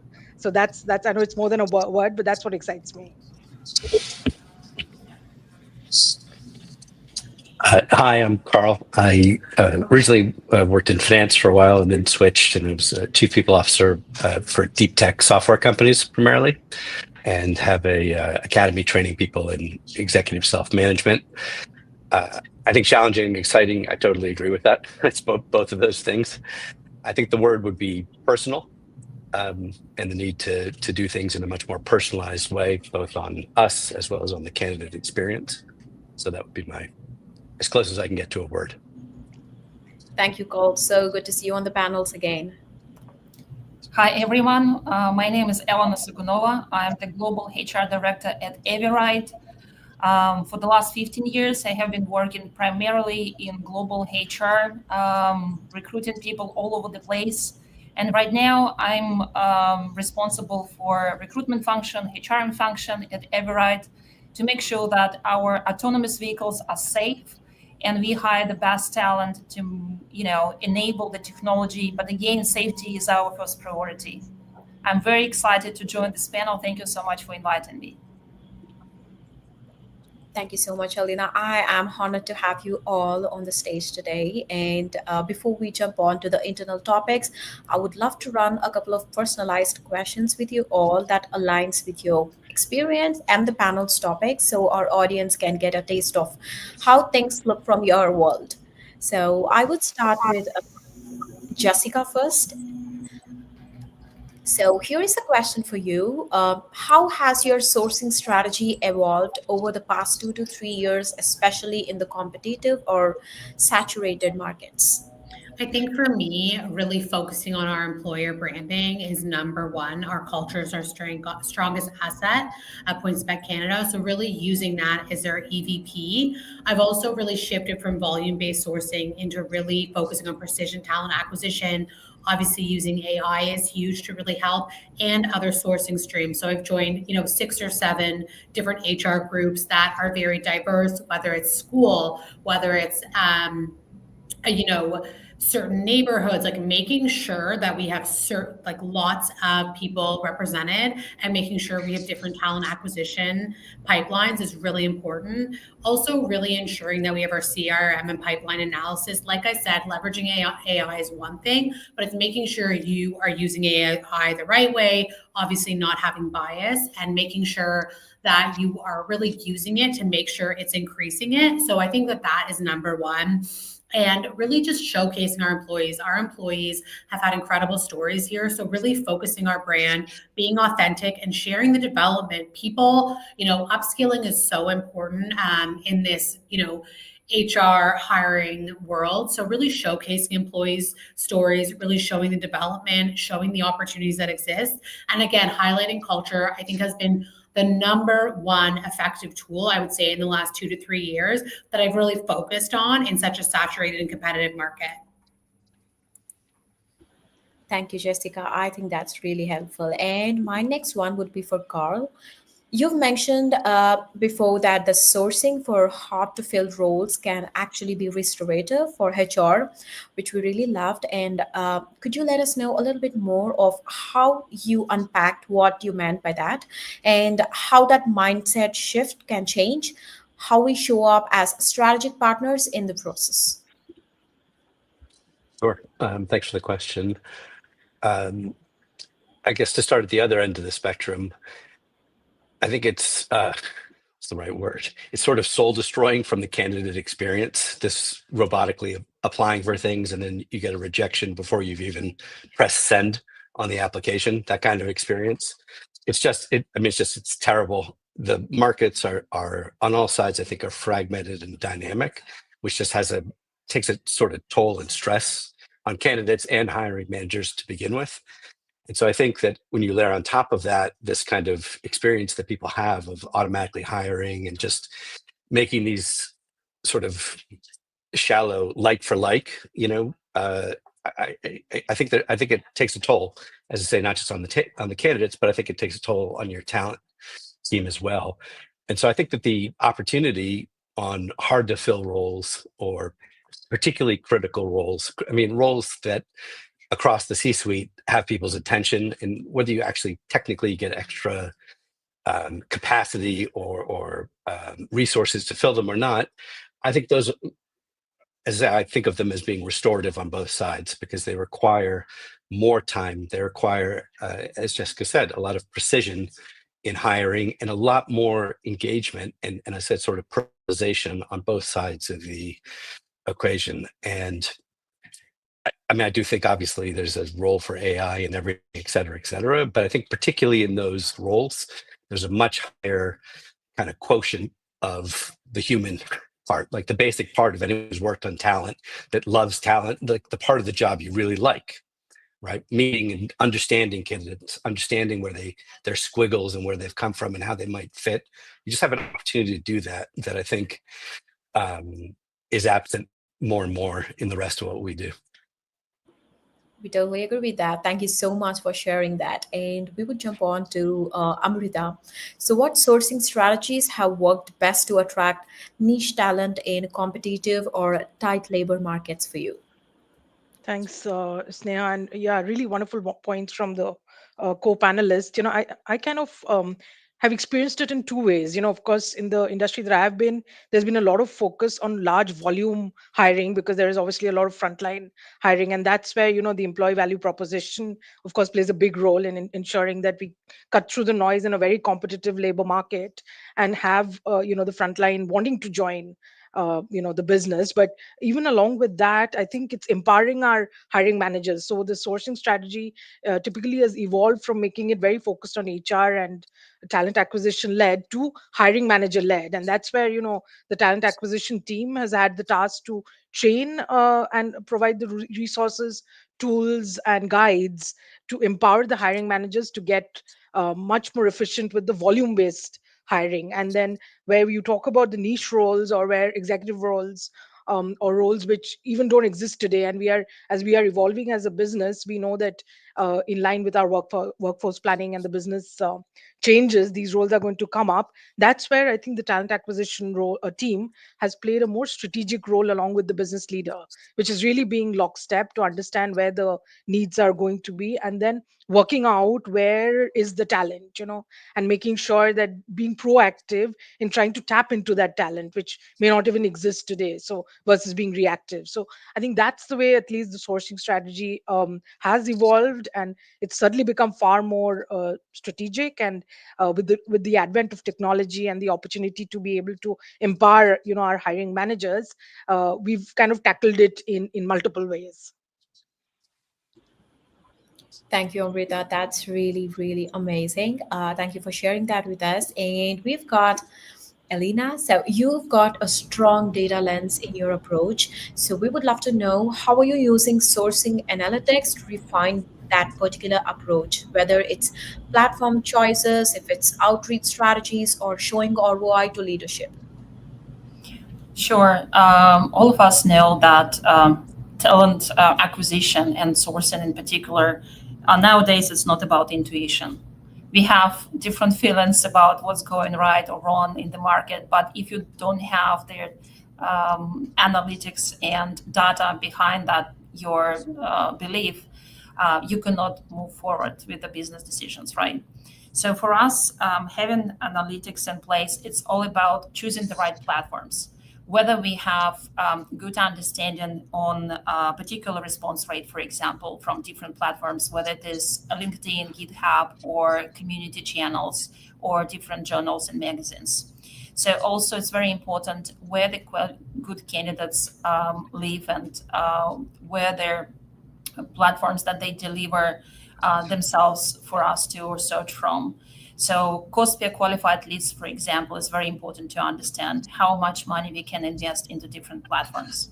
Also, refining outreach strategies are very important as well. So we understand what type of campaigns are successful, what types are not, whether we have good storytelling or we have to change our approach. So everything literally that can be quantified has to be quantified in order for us to build a foundation for the proper strategy and literally sell it to leadership for investment. Because we, as their talent acquisition, as the recruiters, we have to sell our story first to our leadership and then sell it outside of the company, right? So how we demonstrate the return on investment to leadership, it's all about how we build the pipeline, whether we have strong candidates and good sourcing strategy coming to interview. What is the conversion rate? And conversion rate can be quantified different ways, but if we have a solid system in place that are transparently showing the data on a regular basis, I'm not saying about like quarterly reports because that would be too unregular, but rather like on a weekly basis, if you have positions that you have to close in rush. Then how we measure diversity and what are diversity sourcing metrics. They're also important for the company to make sure that our culture strives in this diverse environment rather than just in a silo. Thank you, Alina. That's amazing. And I really love all the personalized answers from each of you. And I hope our audience are going to pick a lot of pieces from that. And I would love to go into the core details and zoom into a bit about a couple of areas that most of us would be interested in. So I would go with the first topic. What skills with talent sources and recruiters need most in the next 5 years to stay relevant? Anyone can go first, and I will mute myself. I'll give a contrarian view because I know everyone's going to think about AI. I think personal networks is a huge thing. I think Jessica touched on this before, and I totally agree with her on it. I think there's a whole thing about sourcing through your peers and the networks that we're in. I mean, all of us obviously are in Hacking HR, and I'm sure all of us are in like probably close to 10 of these organizations. And I think the ability to continue to network, to find alternative sources of talent is a big thing. So I disagree that it's 100% AI out of it. And I obviously totally agree with Elena also about the importance of data. And to me, those are all like, I agree, those are all like sort of almost table stakes type things that we all have to be able to do and continue to be excellent at it. But I think that the networking and the human element of it, especially when we're talking about sourcing complex, high value add roles, I think is still a key strategy.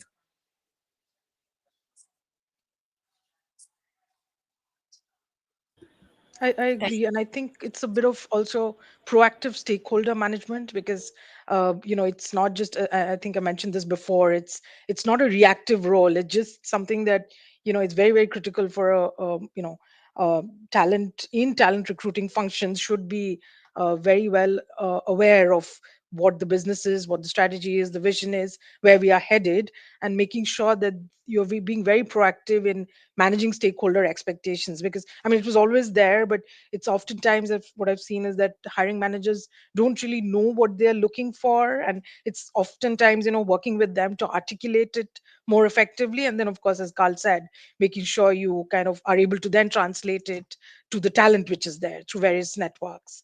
So that I think is a very critical skill. I couldn't agree more. And just exactly what Carl said, it's really that relationship and AI, but that human element isn't going anywhere. It's also about being strategic and always making sure your workforce planning, your succession planning, like having a seat at the table to know where the business is going is so important. To have that succession planning skills, to really understand what you need, I think is so relevant. And when you're in the day-to-day in these interviews and high volume talent interviews, you're not necessarily thinking, okay, I need to be workforce planning, but I think it's as important as a skill to actually do the talent acquisition is so important. And also making sure that you are up to date on all of these different lines of recruiting. So for example, we work with 3 or 4 schools for our internships. A lot of those internships become full-time candidates. So looking at what are the top schools, what are the top departments, what are the skills we need aligned with the internships that the schools are offering. So really making sure you're keeping up to date, because there are so many different ways to ensure that you are having a diverse pipeline, different talent acquisition strategies. So really ensuring that you're aligning with the strategic lens, with the day-to-day, and keeping up with what's happening in the market. Just posting a role in LinkedIn is not the answer anymore. You have to make sure that you are up to date on all of the different pipelines, all of the different groups. But again, what Carl said, like relationship, empathy, AI can never take that away. So that key relationship skills, those are so, so important to, the greatest talent acquisition skill you can have is building relationships and leveraging those relationships. I like all the answers that I hear right now from my colleagues here. I also want to say that, just to emphasize on that relationship part and the human part, definitely having the emotional intelligence for the recruiter is so much important. And even being a so-called psychologist is necessary in our job. Understanding how to sell the role and how to make sure that the candidate, when they join the organization, finds something special for themselves. Understanding what the desires, what the dreams they can and want to accomplish through our organization. That is important, because at the end, recruitment is not about just hiring people. It's more about retention, how we can retain them from the day one till the last day they wanted to stay with us, right? It's more about long story, longevity, appreciation of every day they have with us at work, and also saying, thank you, recruiter, that you bring me to this organization for me to strive here and develop myself and etc. Thank you, Helena. That were a few of the brilliant answers that I could fetch. And thank you so much for this particular topic. And I would love to jump on to the next one, which is, what's your approach to sourcing talent that doesn't meet 100% of the job requirements, but shows strongest potential?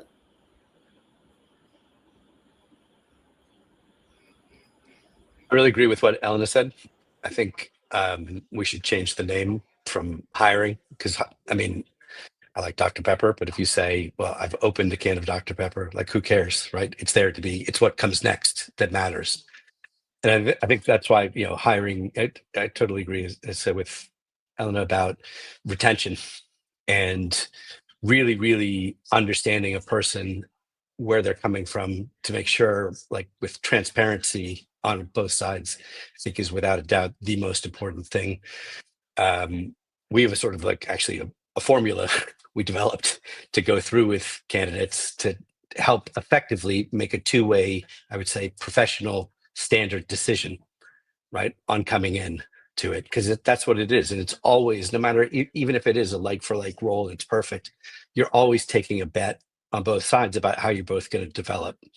So I think that opportunities where it's not a perfect fit almost are easier to do that with. And I think you might actually have a higher chance of retaining it, because you're being forced to focus on what matters, which is, how is this person going to fit into the job, as Jessica said, strategically, as the company's moving, how are those things going to align? And I think the more work that you kind of do on that and include it into the process, I think the better the outcomes you get.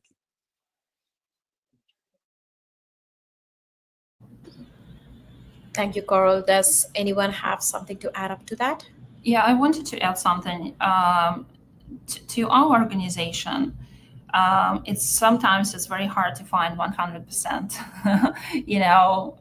fit, and probably it's relevant to many organizations. But to me and my management team, it's all about compromise. Are we ready to make compromises and say that some particular hard skill is over the soft skill, or vice versa? Are we going to wait for our golden nugget for the year, or we are happy to take something that is less developed but has more enthusiasm, energy, and passion to grow and find this person within a month? So again, it's about compromise, it's about business strategy, and it's about, again, maybe it's not too relevant right now within the data, but about intuition as well of the leadership team, where we are heading to. And also some junior potentials and some senior potentials we have to acknowledge here, giving them some tasks, and literally not to look at the old, requirements in the position description, like education, specific experience, and etc., but rather look at the person as the holistic picture of the entire experience through their entire life. I think that helps a lot. I couldn't agree more with Elena. It is very rare you meet someone who's 100% of every single thing you're looking for, but things that you look for that are maybe not 100% are grit, perseverance, positive energy.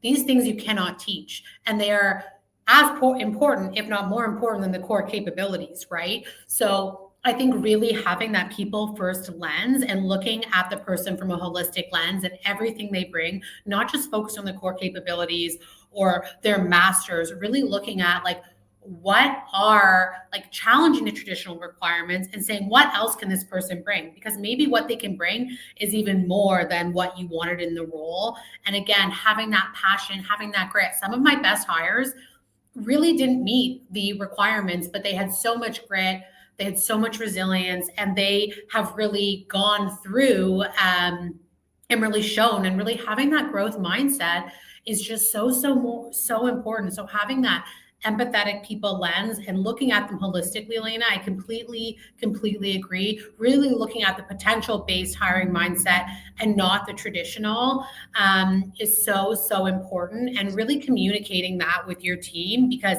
again, sometimes your team doesn't even know what they want. So really having that intake meeting with them and being clear, hey, we might not get 100%, but 80%, and these skills, or these soft skills, okay. So really being clear and really coming from that people lens is so important. Yeah, I agree. And I think, to add to what everybody said, I would just, kind of add in learning agility, because I'm a great believer that with technology and AI, it's actually a great, almost like a democratizing, opportunity. It is going to be there for us to get access to a lot of knowledge and make, a lot of intrinsic knowledge that our, rather teammates or employees kind of came into the organization with, fairly easily accessible. But the question is that things that you cannot teach are, adaptability, resilience, learning agility, fit in the organization culture. Those are the elements that we should really absolutely be combing for and looking for, and that's going to be skills for the future, or opportunities for them to grow with the business. So it's never going to be 100% fit, because the job itself is evolving so fast, and what you have today may not be there tomorrow. So that's fine, but you have these attributes and competencies in the candidate, and then they for sure have a more successful path ahead. Thank you, Amrita. Those were amazing answers. And yeah. Sorry, just one. Can I just add just one thought on that? On all of that, I totally agree on. It goes back to what the panel were talking earlier about getting senior buy-in. So one way to do that is to take part of your compensation as a talent person and have it tied to the retention of critical hires.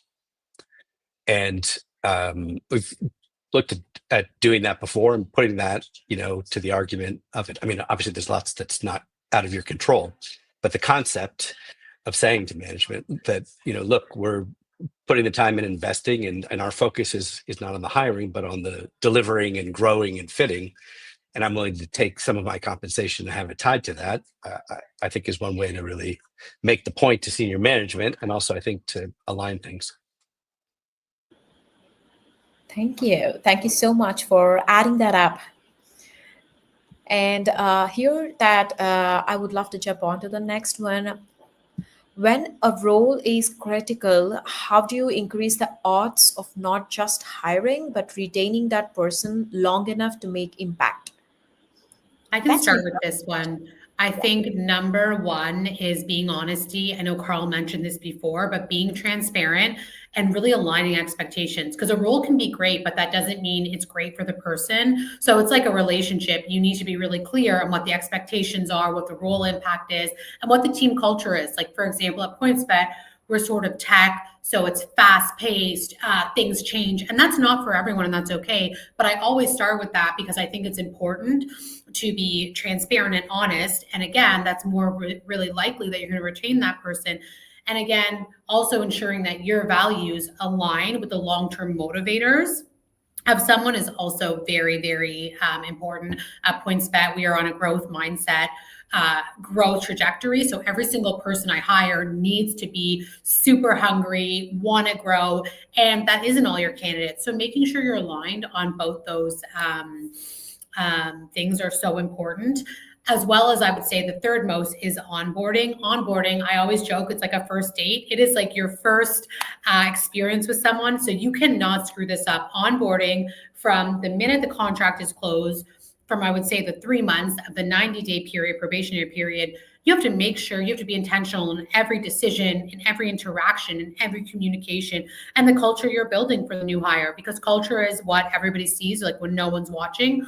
So creating that onboarding culture, making sure that is number one across the board, so important, because if people don't have a good candidate experience in 3 months, they won't stay for the 3 months. So it's so important that you are clear and intentional in every single decision you're making with onboarding to make sure you retain the people and the employees long term.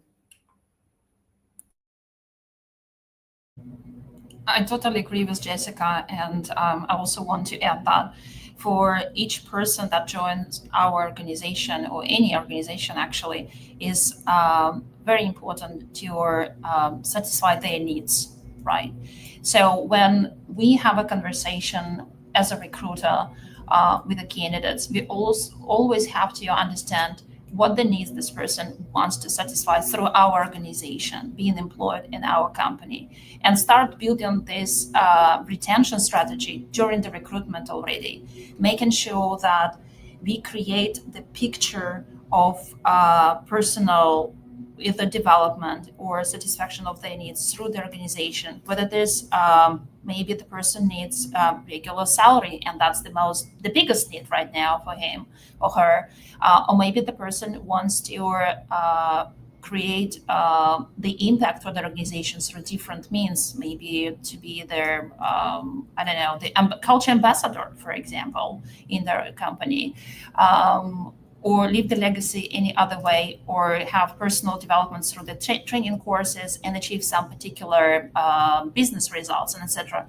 So everything can be captured during the interview process and discussed with the manager, so that whatever Jessica was saying about the onboarding strategy is the piece of that onboarding strategy from the day one, where we're leading that person towards to total success, because everyone wants to have success in the company, and it's up to us organization to create this environment for their success.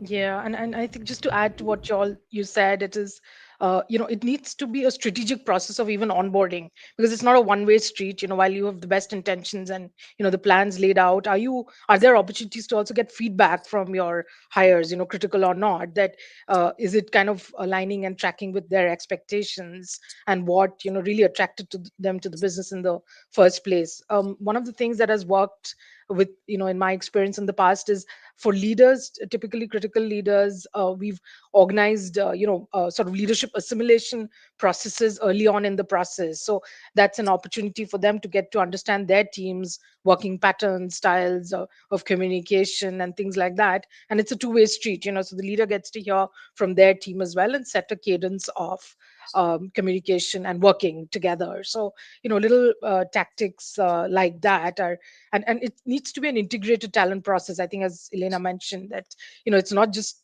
with the hiring of the talent, how well is it integrated with your performance management and your the talent development process to really make sure that you are able to retain the critical talent that you spend such a lot of calories trying to get to your business.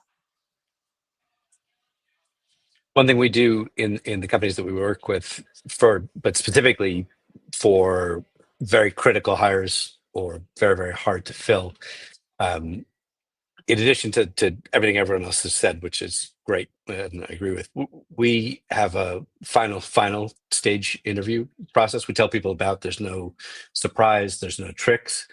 But if you think about it, you've got a candidate who's come through who fits all of or let's say even fits 80% of the requirements and you think is a fit in the company.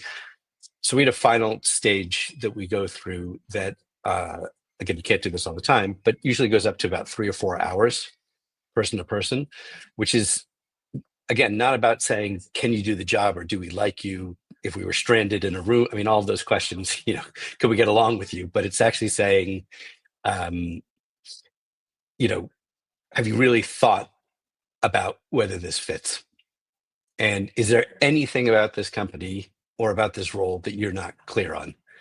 And it's like a sort of mutual transparency thing. There's no tricks on it, but you take a lot of time to sit and to go through it. And so for instance, I don't know, you did it many times.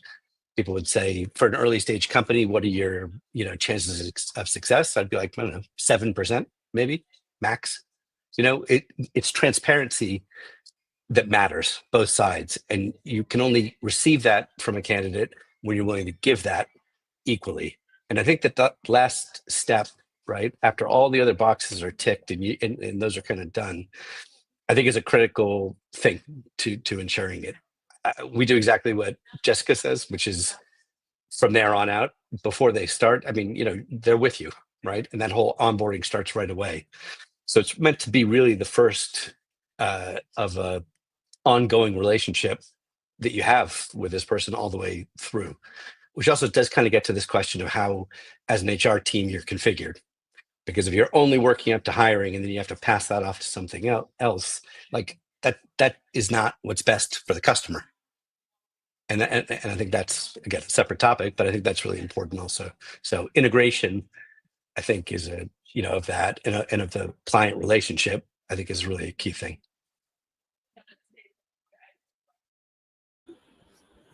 Thank you, everyone. This is really a wonderful discussion. I would love to have a few more topics discussed within the summit, but we are right at time. So I would wrap it up with one big reflection from every one of you. So my question, straightforward, would be, what's your go-to tip for making your sourcing strategy more future-focused rather than just reactive? It would be great to provide your 2 cents to everyone who's attending this panel.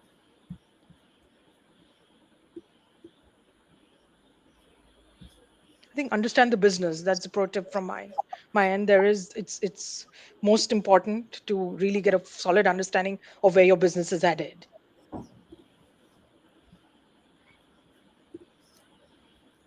Be curious about people.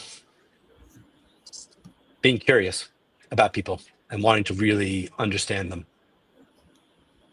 Yes. And Jessica and Elena, if you do have anything to add, or I have another question, which is also another interesting one, and I can go ahead with that. I would love the next question. Okay, so if you could recommend one unconventional sourcing strategy for 2026 that others might be overlooking, what would it be? Smart answers, please. That is such a great question. Again, it goes back to leveraging personal relationships. So I think if you leave a company, maintaining really strong relationships with other people that you've worked with in the past. So I have done that. And I'll always reach out to senior executives and say, hey, like, do you have anyone for this role that maybe you've worked with in other tech and other online gambling communities? So really making sure, even if you're going to a new environment, a new job, like making sure you are using your older colleagues as talent pipeline acquisition tool, I think is so important, because sometimes they have the best people. And I think people just sort of sometimes like leave a job and then they're not looking at those resources. But I'm telling you, always keep those relationships strong. Always, always, always reach out to all of your past colleagues in the industry, because sometimes they will have the best people to put forward.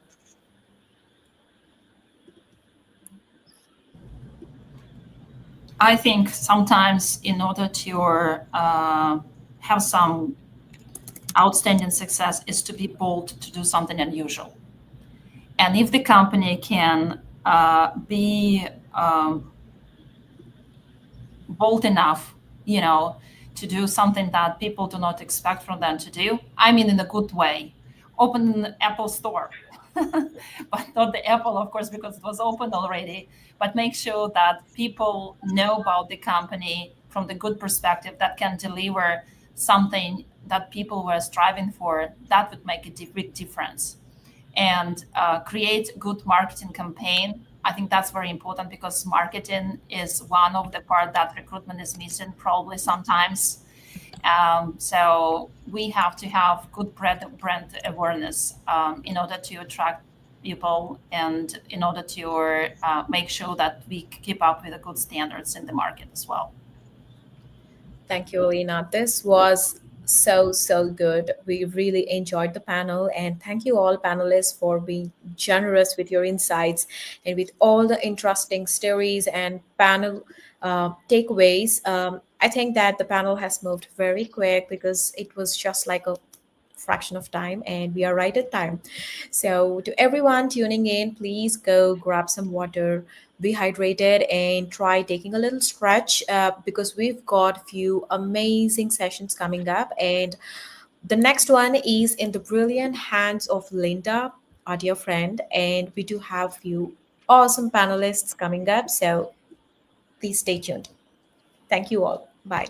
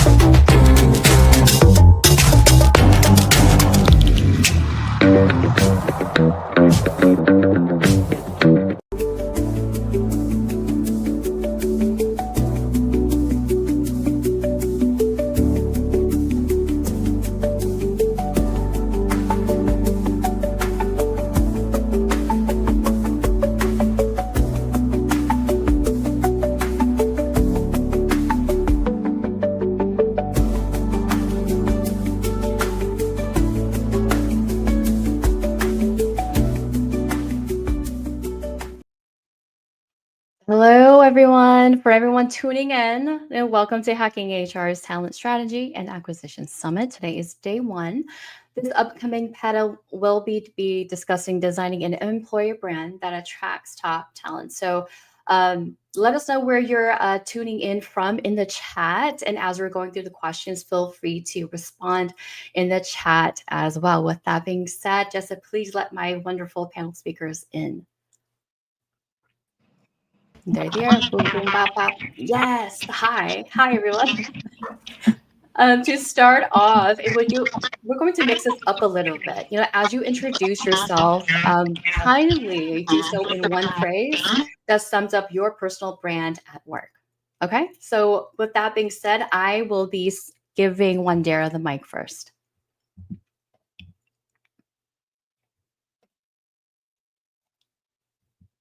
Oh no, do we have sound problems? Is it me? We see Bob. Oh no. Let's see. Okay, awesome. Jessica says she can hear me. Let me see, but I can't hear anyone. Oh no. Oh, I think we're here. Okay, I hear someone. Hi. Hi, Jared. Everyone Hello. good? Hey. Do I still sound like a robot? Are we still outside? Yeah, can you hear us? Yep, I can hear you. What did you hear from me? Everything. We heard everything. Oh, awesome. Okay. I have a few folks over here saying you don't hear me. Okay, cool. Awesome. So introduction wise, Wandera, please take it away. Alrighty. Hi, everybody. Thank you for making time to come and have this chat with us. My name is Wandera Kwei, but everybody just calls me Wandi. I work for an airline in Kenya called Jambojet. I'm very happy to be here. Thank you. Hi, everybody. I'm Diane Sanford. I'm the Chief People Officer for Unleashed Brands, which is a youth platform company. I'm coming to you from Dallas, Texas, and I'm very excited to be here today. I'll follow next, also from Texas. I'm Imelda Wicks. I'm the Assistant Vice President of Talent, Culture, and Engagement, and I'm excited to be with all of you here today. I'll jump in and go next. My name is Jared Kostin. I'm Chief People Officer at Brandstar, which is a marketing communications company. And I also own a consultancy called 10 Business Solutions. Linda, you asked us to highlight something about ourselves. I would say my word is bold. Love that. Bold. I gotta learn more about that later on. Okay, awesome. Everyone, Robert. Good morning. My name is Robert Nyber. I'm the Senior Human Resources Director for the city of Rancho Cucamonga in California. And I think to go with the one word I think on the brand is authenticity. Got it. Got it. My next question is perfect with that, Robert. Thank you. So the next question here is authenticity in employer branding, when done right, is a dream, right? And so, my next question here, and Robert, I'll have you go first since you kind of touched on it. What role does authenticity play in your employer branding? And how do you balance that when things get rough for employees?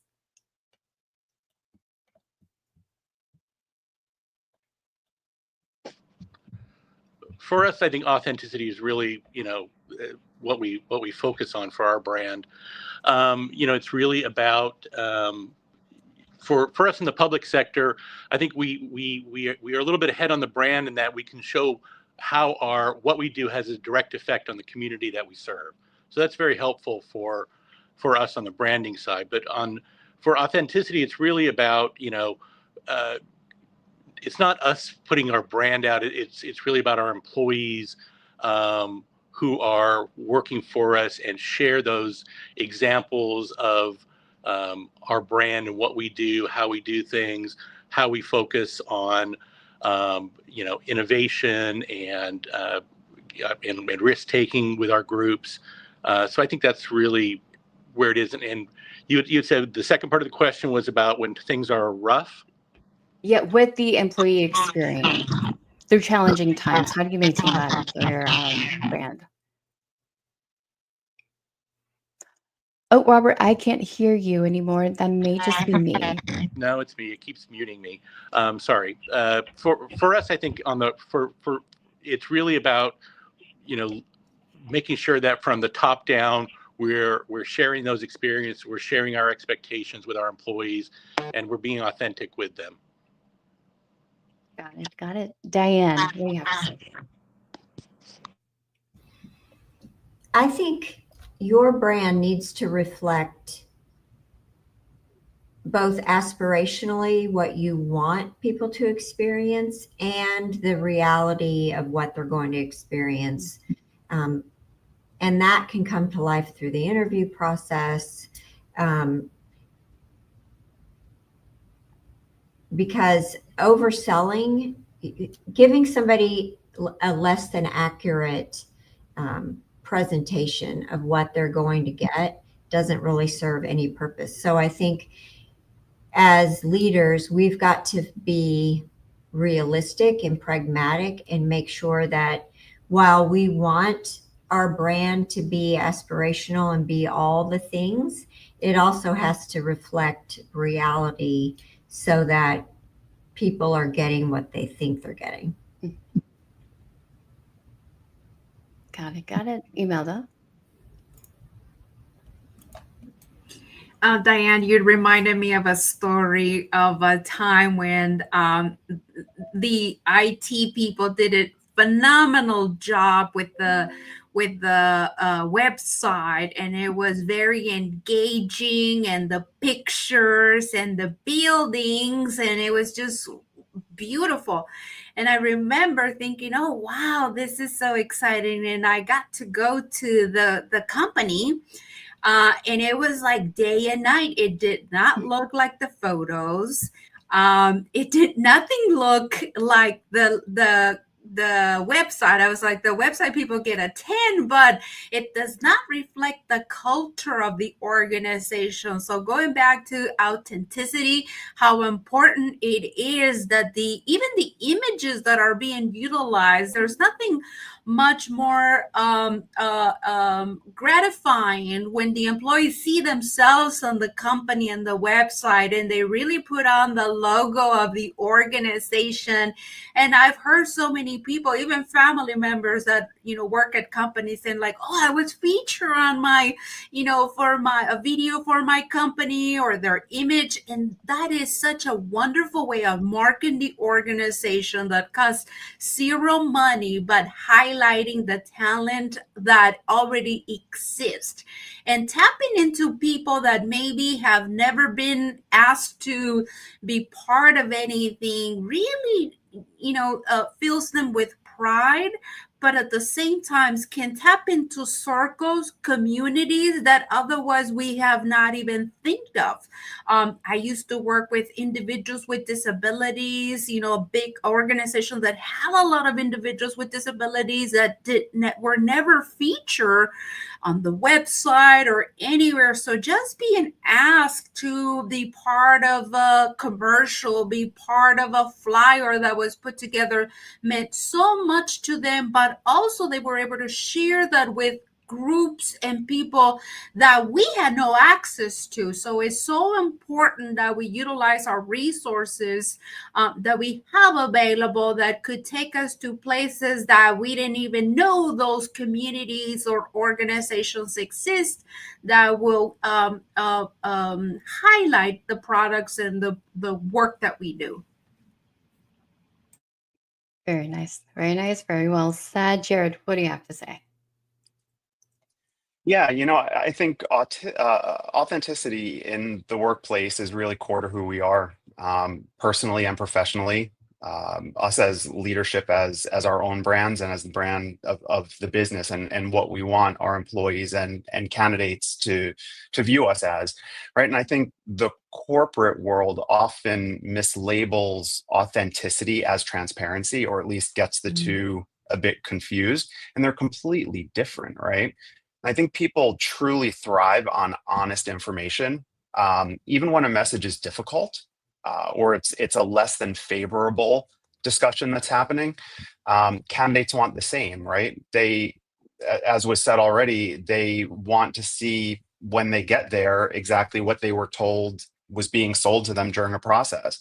And I think, employees, once they're in the business, want not only to have meaningful work and want to be paid accordingly and whatnot, but they just desire honesty, right? And I oftentimes tell people, the nice thing about being authentic is that you never need to remember what was said, right? And that's completely different than transparency. So, again, on the topic of authenticity, being honest with a candidate when the process is taking longer than expected. In the workplace, again, as was said, getting people involved in things that are a little bit out of their day-to-day and explaining to them why, right? That's the authentic piece of it, explaining to them why we want them to get involved. And again, I've never seen anything go wrong from leaning in and giving a little bit. Got it. Wanda. I want to tell a quick story about a habit my mother has. She would buy a good box of cookies. You'd enjoy them. And then she'd use a cookie jar to store something very mundane like salt. So you're on this day craving a cookie and you go and open that cookie jar and it's full of salt. The disappointment that somebody gets is exactly how the people would feel when you misrepresent your brand.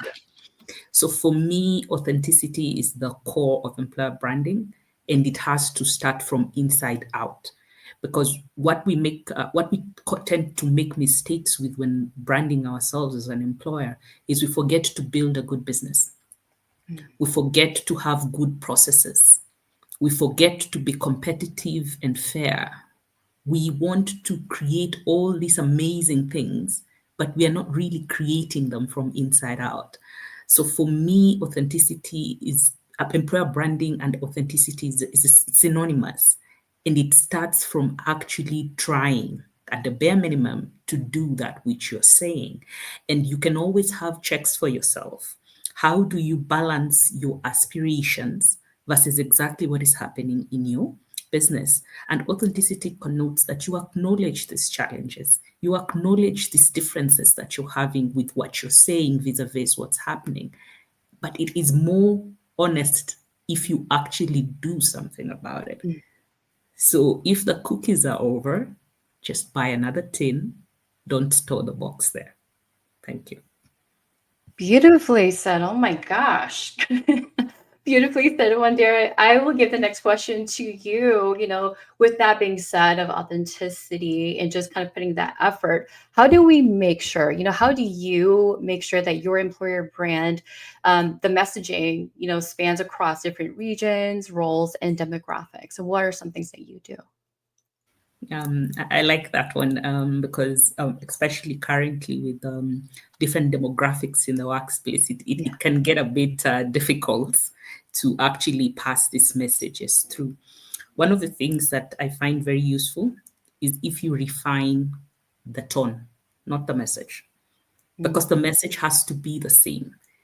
If you are an authentic brand and speaking authentically, you don't need to change the message. You need to adjust the tone to the audience that you're with. It's very critical to do that, especially when you're a global organization. Also, it's critical to, how should I put this nicely? Give it global consistency, but local flavor. Like, for instance, you can pick one element of your EVP and go out of your way to localize it to the content, to the context of where you're passing that information. It's very critical.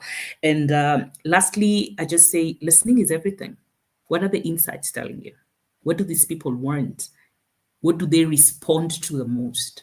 How do you respond to the insights that you have? Because it's really pointless to have insights that you're not using. Yeah. Very good. Very good, Jared. Yeah, I agree. We have to focus on insights and listen. I think, the market tells us what they want. Our employees tell us what they want. We just have to listen to them. And, it's important to tailor every bit of communication to cultural norms, right? It's marketing. It's marketing at its core. A brief story, marketing class 101. Chevrolet wanted to sell a vehicle in Latin America, and that vehicle in the United States was called the Chevy Nova. And you can't market a car called the Nova in a Latin American country because in Spanish, Nova means doesn't go. And who's going to buy a car that doesn't go?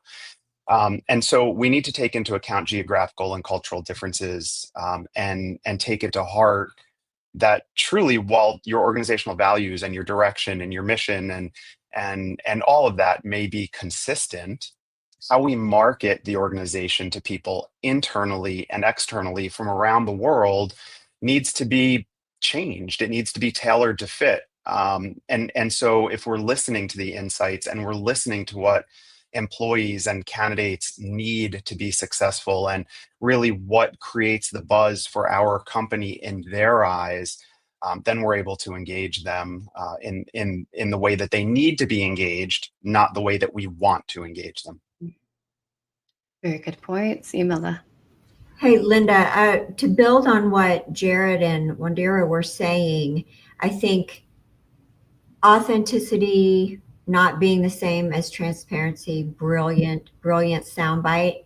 I think one lever that employers need to use more are internal brand ambassadors. So as we're listening to our employees about aspirationally, what would they like, what's the current reality, and how can we improve it, finding those people to help carry the message internally to pick up on the key messages from our internal marketing campaign is critical. And so as we're building communication plans to drive an initiative or to help build a brand internally, which is really our culture, finding those people who are engaged, who are already torch carriers can really extend and accelerate the strength of the message, I think. Brand ambassadors are a critical part of any comms plan. And I'll add to what Diane and everyone said here. Definitely putting campaigns about different products, different initiatives, getting the collaboration of key stakeholders, internal employees. I think we're all saying the same thing. People continue to be as great assets to any way of branding the organization. And by people, I mean our employees, play a critical part, as they are also part of the consumers in many cases, and help us brand the products or the organizations. I remember just recently, not to add to the what's going on with Cracker Barrel, but I just watched a video, and they were talking about how the co-founder had never even met the CEO or anyone that was working on the campaign to rebrand the organization. So not knowing the history could really damage the brand and what's important to the organization, the culture. And I remember one time I worked at an organization, and the first thing they said to me is like, get to know people, get to know what's important to them, get to know the history behind before you touch anything. And I think that's such a great advice, because the tendency is new people, senior leadership want to go into the organization. They want to put their name out there that they did something, which is great, but make the time to really get to know where we came from as an organization, where we're headed, and along the way, who are essential pieces of our branding and our organization, so that, the perfect example, again, to Cracker Barrel, where not even having the basics of what the importance of that particular brand.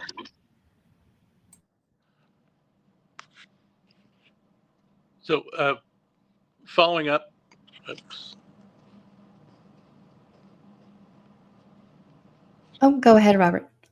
Sorry, following up on what was said, for us, sometimes in the public sector, we deal with, I'll give an example.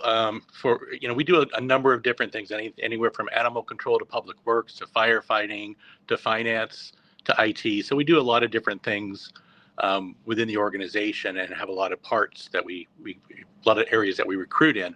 But I think one of the areas of focusing back on firefighters in the public sector is there tends to be a feeling that you've got to know someone, you have to have someone in a family that's been a firefighter. And so we work against that feeling that's out there about that for when we're doing recruiting. And so we consciously, a number of years ago, started really working on our outreach for the firefighter position in the community, outside of the community, talking about what we do, how we do it, and ways to prepare yourself for the role. And that, taking that, working all that together into our brand, and making sure that people knew that, hey, this position is open for everyone. Everyone has a chance to get these positions, and it's really paid off for us in recruiting and in getting just a great number of people from different areas, different demographics into our department. All right, go ahead, Diane. You said you had a few more points. I do. From my perspective, I think if everybody could go on, I think, Robert, you're back. I think from my perspective, your employer brand really comes down to more than the words and the pictures on your website or the images in your online job postings. Your employer brand is truly your culture, which is a reflection of how you treat people. And so as you're welcoming them into your organization as new hires or new employees, that experience becomes a critical pillar of your employer brand. But the one aspect that people forget about is when people are exiting your organization, whether by their own choice or because the company has made that choice, how you treat people as they're leaving is just as important as when they are an active employee, and even more important, because what you want is for that employee who's exiting to stay a customer. You want their family to stay a customer or user of your product. And so your reputation is very tied up in that. And so for the people in the audience who are HR practitioners, balancing both sides of that equation is truly critical. And as you are an advisor to leaders making decisions at both ends of the spectrum, the way you treat people, the way you value their contribution to the organization is just as important no matter where you meet them, in the employee life cycle. And I think that's a really important takeaway. Perfectly said. Jared. Yeah, I think that was spot on, candidly. I think, again, for the HR practitioners that are listening today, one of the things that I really, really spend a lot of time helping our leaders to understand in the time of an exit is that everybody deserves to be treated with dignity and respect on their way out, right? Mm-hmm. And it's not a time to flex your ego or take something personally because somebody let you down or didn't do something that you expected of them, but really to focus on the fact that downstream from that person who has been impacted for whatever the reason was, there's a family, right? There's somebody who they're putting food on the table for. There's somebody they're taking care of. And so we're not just impacting somebody, we're impacting a community or a family or whatever it may be. And so I would have been remiss if I didn't chime in and add that to this dialogue. Thank you. Thank you. And this is it's huge, right? I think we hear about it all the time, but then for companies who actually take care of you on your way in and on your way out, that's very, very rare. So I'm a millennial. So for me, my mantra is make it make sense, but at a very high level. And so I think we've kind of touched on that. When next question speaks onto these aspects as well, in this crowded job market, we all know how crowded it is. How can employers, how can they show up in terms of being differentiating themselves when all of the perks and the benefits seem to kind of line up together? What can they do? So Diane, I'll let you take this one first.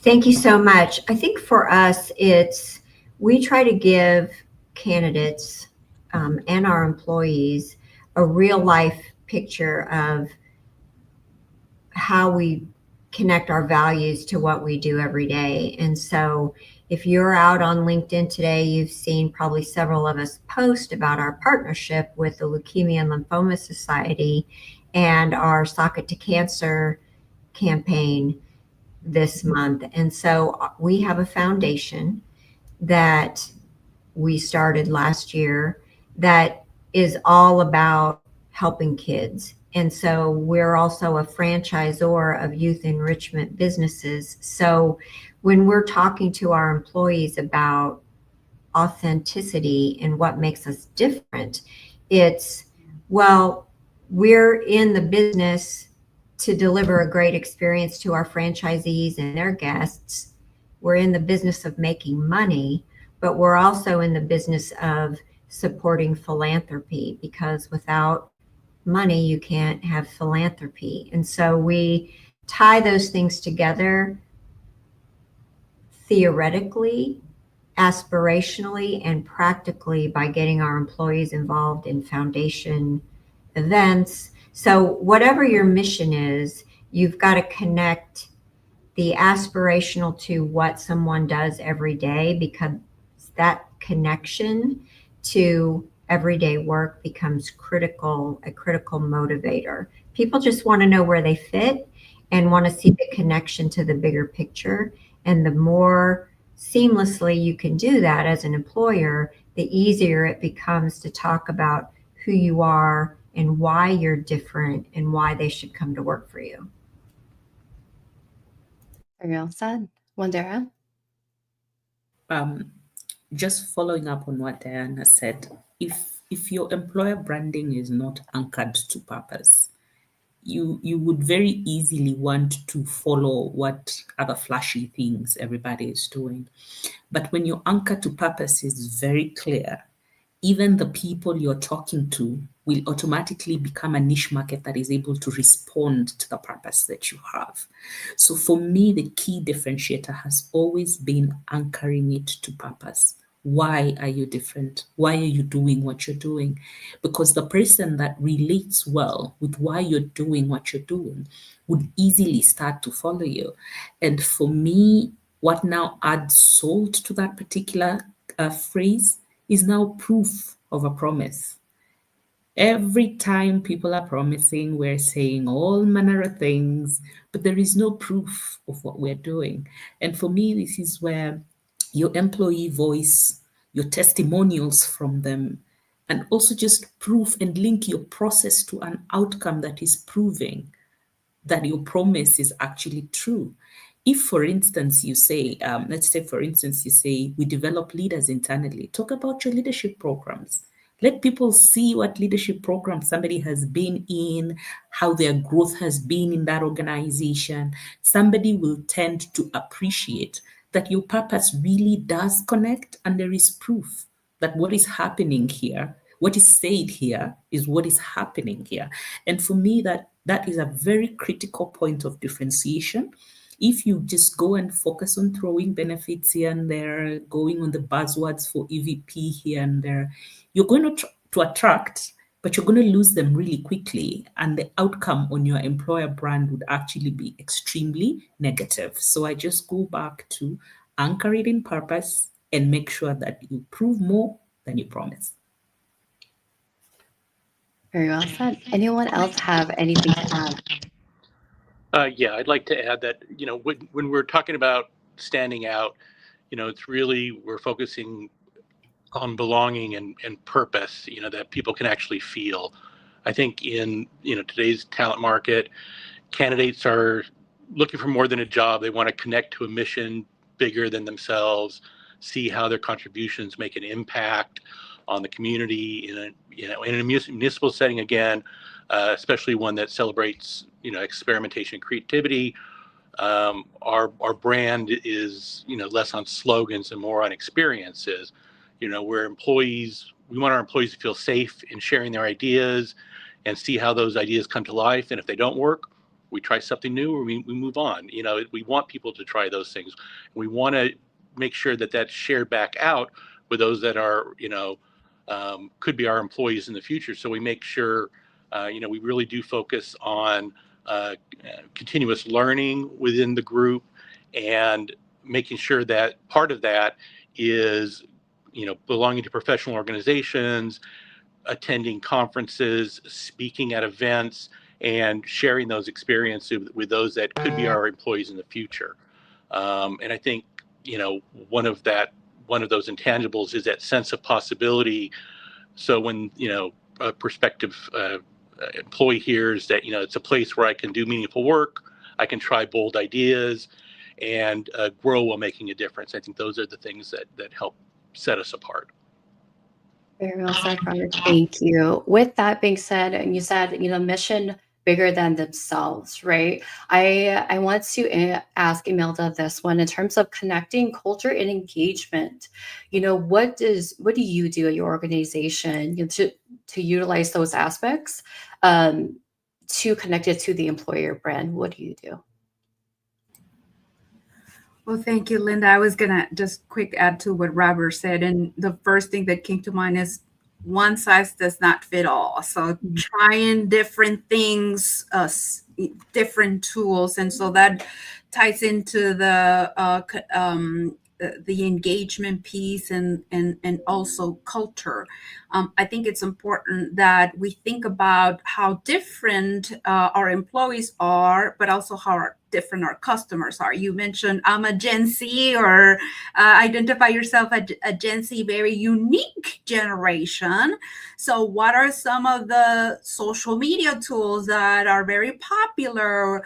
And then being able to tap into those resources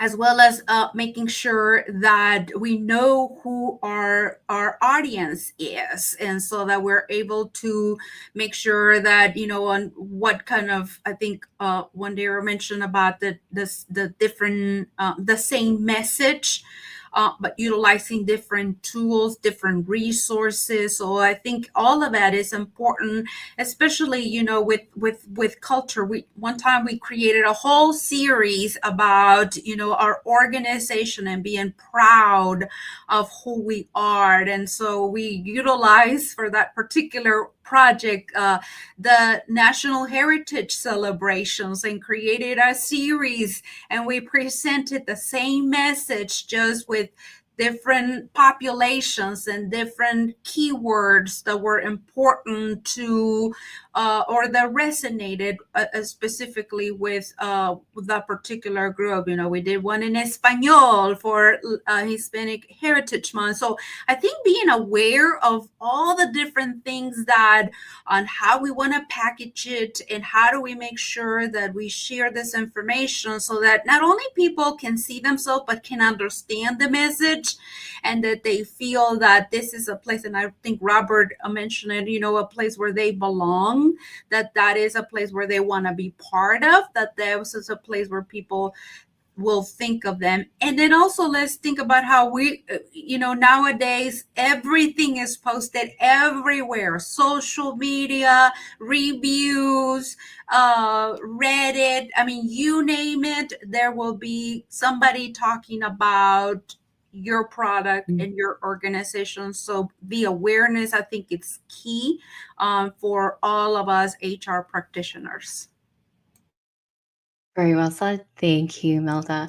Jared, this one's for you. You know, out of everything that we've talked about, you know, is there anything that we haven't talked about, or, you know, what do you believe to be an intangible aspect of building employee brand to attract top talent? Yeah, no, I appreciate the question, and just going backwards, you know, for a moment, I agree. We're in this world of information on demand, and you know, we have to take into account what makes each individual person tick, right? We're not only looking at generation by generation, but we're looking person by person, because everybody has something different that motivates them and that excites them to become your brand ambassador, right? And a happy employee is vocal, but an unhappy one is really vocal, right? And what can we do to touch each person where they need to be touched in order to get them excited for what surrounds them at work? And it's really an individualized challenge.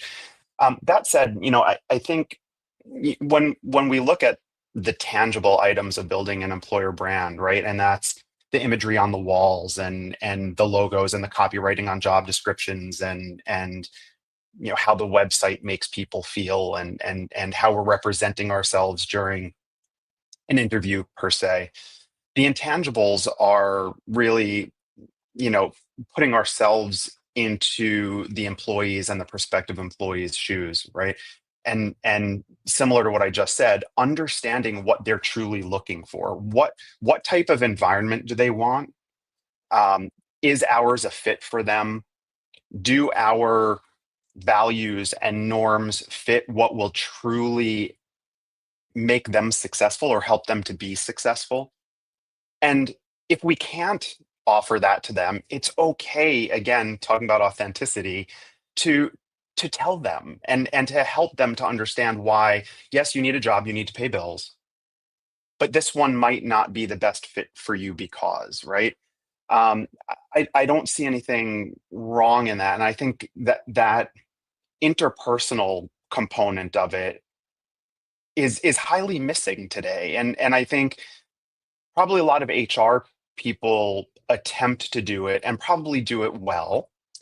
And I think when it gets to the point of managers and leaders through the organization who may be a little bit downstream in an interview process or leading people, it takes a lot of effort and a lot of training and support to help them to understand that, right? We do this on a day-to-day basis. They don't, right? But at the end of the day, whatever that special sauce is that makes our hamburger taste really good, We need to monopolize on that. And if somebody doesn't like hamburgers, then it doesn't make sense to use that special sauce. Let's see what else ignites them. And somebody mentioned creativity. I work for the past 20 years in a highly creative environment. And the reality of marketing is you're convincing clients to pay you to create marketing assets that convince people to buy things they probably don't need. And so where's the meaning behind what you do, right? You have to give people this ability to have something bigger.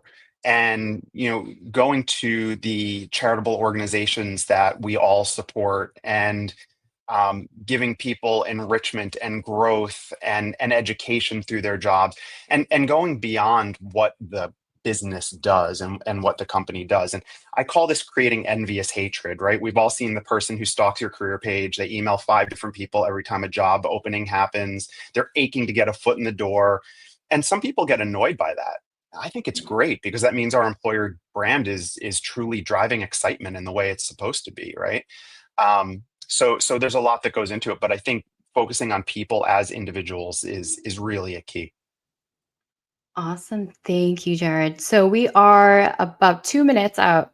And so the last question I want to ask everyone, if you can do it very quickly, is what is one practical step that any org can take tomorrow, like to strengthen its employer brand? Robert, we'll start with you. Sure. I think one step, and it's a fairly easy step, is make sure your branding is reflected in the job flyer, the job announcements that you're putting out.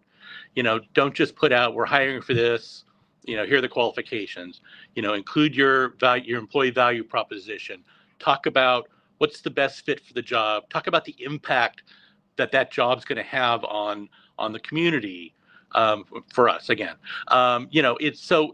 I think if you take a look at what you're putting out there, in just on the job flyer part, make sure that your branding is reflected through that, and you're being honest with people, as was said earlier, so they know coming into the organization what they're going to be doing.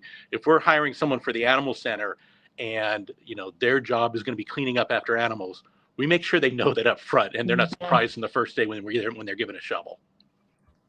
Very nice. Diane? A practical thing that you can do is to leverage, like I said, those brand ambassadors internally. Film a couple of testimonials about what they like about working at your company and put that on your careers page, or start a campaign on LinkedIn and really lean into what your own employees are saying about working with you. It'll go a lot farther than just a recruiting campaign. Very nice. Imelda? I would just say that branding is everyone's job. It's not just the job of marketing, and it's not just the job of communication. All of our employees have an important role in making sure that our company is branded everywhere and in a positive sense, now that everything goes trending. And so that, HR practitioners, HR leaders, anyone in HR, it plays an important role. So making sure that we partner up with our organization and those that are leading campaigns, and not leave it just to them, because that will circle back to us and being able to reach out to top candidates. So make sure that you get involved, make sure that you're not invited at the table, ask to be invited at the table, provide feedback, and don't wait for the invitation to come your way, but invite yourself. Thank you, Imelda. Jared? Yeah, I just think we need to make sure that everybody internally is aligned, because misalignments cause really deep fissures, right? Everybody needs to eat, sleep, and breathe the brand, and not accept anything less, right? 100% engagement in representing it properly, and not make exceptions for anyone. If somebody is not aligned to what our employer brand is. Even if they're the highest performer, it doesn't mean that you sweep it under the rug. Very nice, Wanda. Quickly go and audit your career site. Have some employee voices there, not just HR copy. And the sneakiest way you can check if it's working, check your candidate experience. When they were going through the process, did they feel what you're talking about? That's a quick, easy thing to do. Thank you. Beautifully said. Thank you. We are over time, but that just tells me that this is a hot topic. Thank you to all my speakers. Please connect with everyone here. Thank you for chat for tuning in. So thanks all, and until next time, take good care. Bye.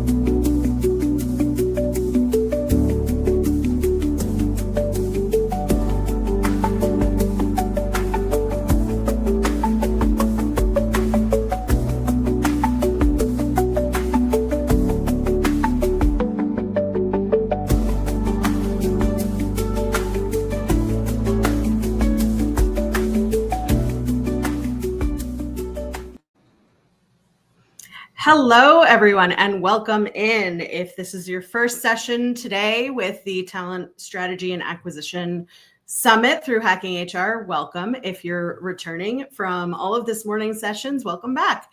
I am Lauren Lefkowitz. I will be your host and moderator for this session, the role of the CHRO in shaping a modern talent function. I am an executive coach and fractional CHRO with 25 years of HR experience. And I absolutely love these panels. I think we're going to have such a rich conversation. We're so glad to have you with us. Let's welcome our panelists to the stage and get some introductions going. Welcome in, everyone. And welcome back to a couple of panelists who I've already been with in the last couple of weeks. So great to have you back in. We'll start with introductions. And just before we get started, if you could all mute your microphones while you're not speaking, it helps us to not have the background noise. And we're just going to start with introductions. We'll go left to right on the top row and left to right on the bottom row. Tell us who you are, where you work, where in the world you are, and why this topic is exciting for you. Linda? Well, hi, everybody, and hello to my esteemed panelists. My name is Linda Area. I'm head of HR for Ipsos in Canada. Love this topic because, I mean, as we'll allude to later, the CHRO is very embedded in the business now, as opposed to sitting in the corner making forms as we used to do. So very exciting topic to me.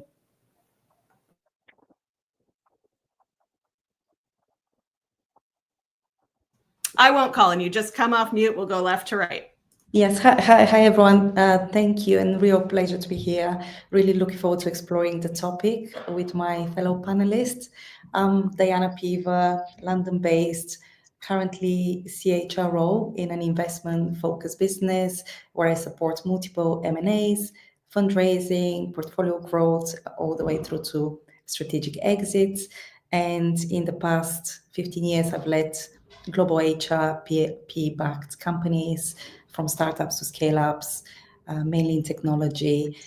So the kind of topic of talent is the absolute kind of true engine of, regardless of cycle, whether you're unlocking an early idea or accelerating scale and growth. So look forward to adding kind of more future focused view on the topic.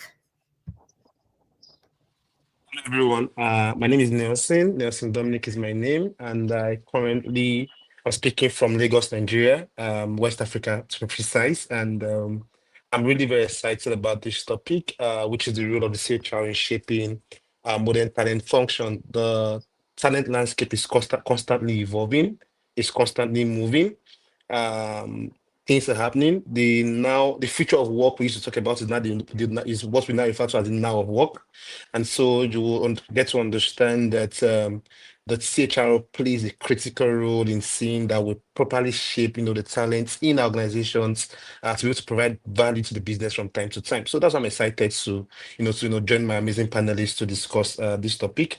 I currently head human resources at Bioscape Content Africa here in Nigeria. We are the forefront of converting agro waste to biofuels, to be that organization that supply and produce biofuel and supply to Europe and other markets out of Africa. So basically, that's me, and I'm excited to be on this panel.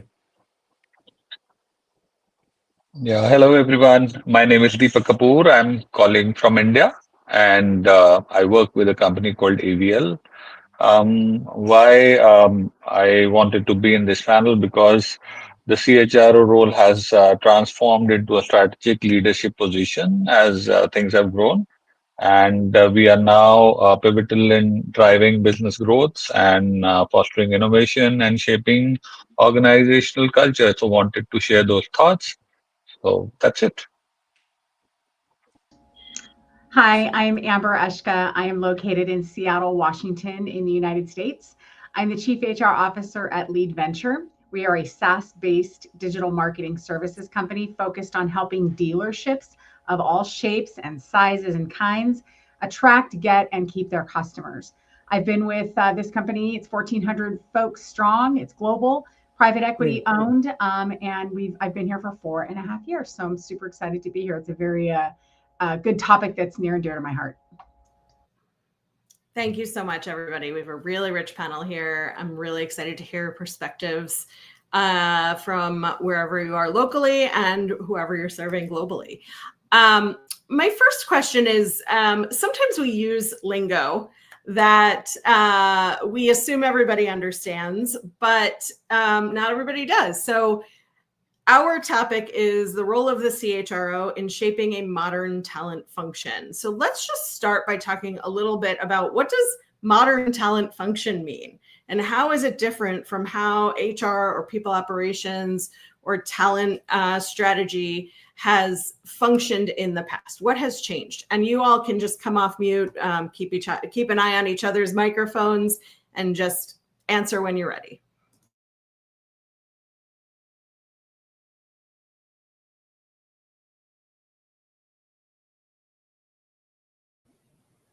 So I would say the modern workforce is very different from before. We've got higher expectations from our employees. I think from years gone by, people are used to just coming into the workplace, doing a job, getting their paycheck and going home. Now we've got a lot of expectations from our employees. Employees want to have a rich culture. Employees want to have purpose in what they're doing. They want to make sure that they're working for a company that's ethically sound. And so that makes the job of the HR function even more rich, because we've got to make sure that all those things are in place, as opposed to, just hiring someone who's able to skill-wise do the job, put them in the job, they'll do the job and go home. So it's vastly different from what it was before. I would say from my end that the modern workforce is a very, very fast-paced. I know we said this fast-paced thing, and it sounds like a cliche. However, I think that it's faster than ever as we speak now.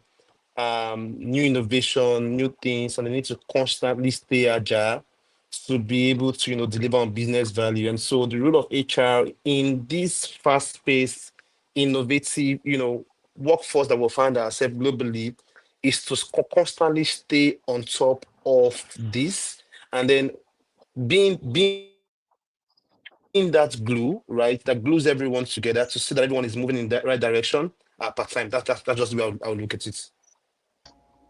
I was going to add to what Linda and Nelson just said. I think the contract has changed, right, between employer and employee.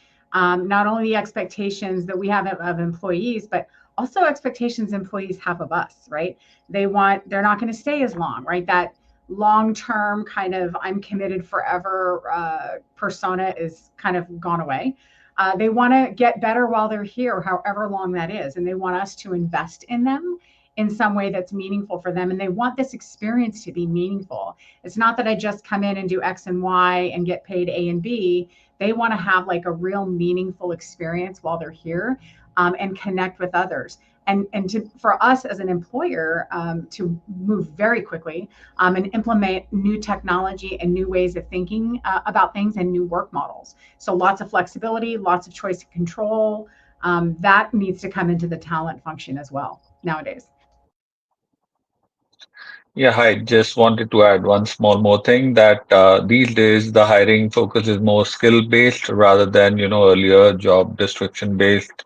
The traditional way of hiring is gone now. It's very, very, a kind of a gig model.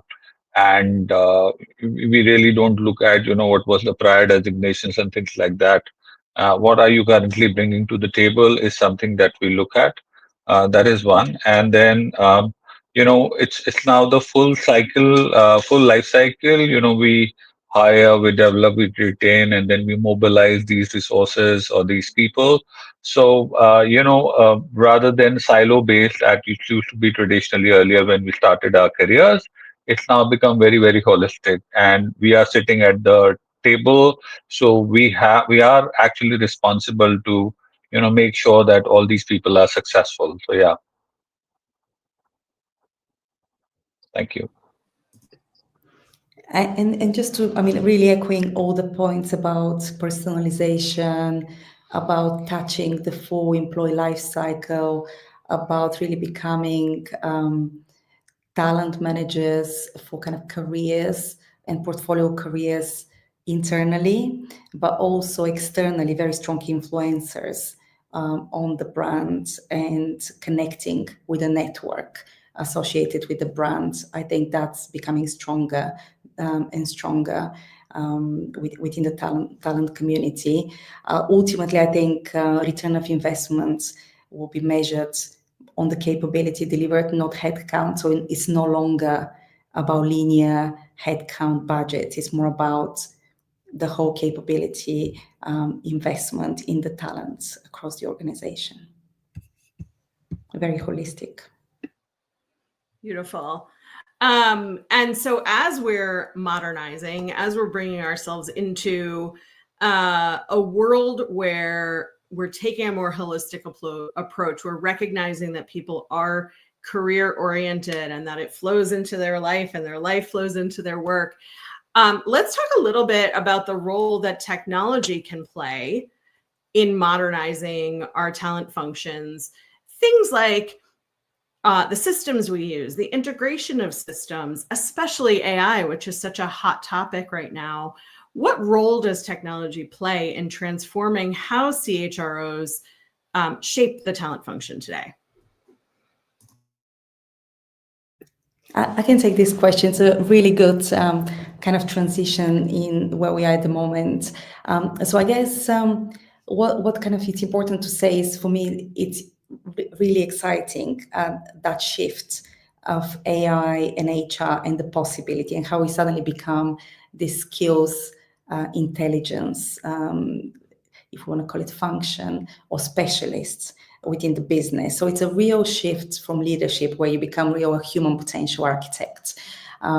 So I would say, I mean, it's interesting that every business is unique and their levels of complexity, but really AI became that common denominator that really leveled everything, kind of the starting position, because it exists within, it's really, I guess, accelerated within the past 12 to 18 months. So suddenly we all have access to the same tools, to the same abilities to decode what's available within our talent. And I think that is the exciting part. And we all need to deliver, we look at the priority, how can we accelerate organizational capabilities? And AI gave us an opportunity to do that really at scale and in many innovative ways. So I think this is the real shift, which pivoted every function, but I would say probably placed HR more central on the board table and more central across peers as that human architect, organizational architects of human potential. Right. I think I'll go next with this question, and it's an exciting question for me because I currently have to leverage AI and technology in my day-to-day at the moment. So I joined my current organization about a year and 8 months ago, and it's really been an exciting journey because out of Africa, we're the first doing what we're doing in Africa, and so there's really no template to copy. There's really no this organization has done this, so you need to look at this. Now, across the several HR value chain, from recruitment down to exit, it's a totally new way of thinking how we do what we do and how we do HR. Out of Africa, there's really no bar for an organization. And so coming as the head of HR for such an organization, from my recruitment, I know that I needed to be on top of my game and I need to leverage a lot of technology. So for instance, just today, right, I discussed my MD and we said we needed to, put together a system in which we'll have a first level screening, right, for several level of talent. And, the kind of talent we also hire is not the typical talent you find in your manufacturing, right?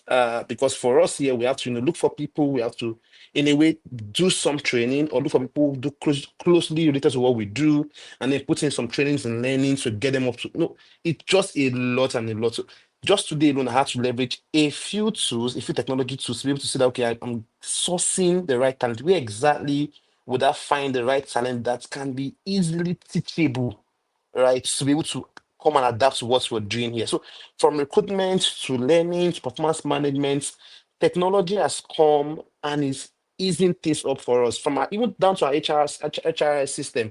These days, we can sit down with our HRS system and softwares. We can decide what reporting we want to see, to be able to pull out whatever data we need to pull out to make some key critical business decision.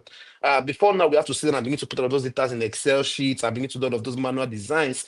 But today, you see that technology has really, really aided that system for us in so much that just with our HRS system, our ATS and all of that, we can pull out some key metrics, some key reports based on what we have put in at the beginning of whatever cycle we've done. So for me, I think that technology is changing the game and it's still going to change the game. And so as CHROs, as HR people, we must remain on top of technology, see where technology is going and how we can leverage on it to be better professionals. Yeah, I'll go next. Sorry. Yeah, sorry. Go ahead, please. Are you sure? Okay. All right. Yeah, sure. Okay. I was just going to say, based on what both Diane and Nelson have talked about, technology is that game changer for us now. As Nelson said, prior to this, we would, input numbers into Excel and try and figure out what it is that the business wants to hear. But as there is more demand for businesses to move faster, deliver services, deliver on their promises to clients faster, if we're walking lockstep with the business, then we've got to be faster ourselves. So we can't, be behind without the technology if the business is moving faster. I think about the onset of AI. It all of a sudden has made us talent multipliers.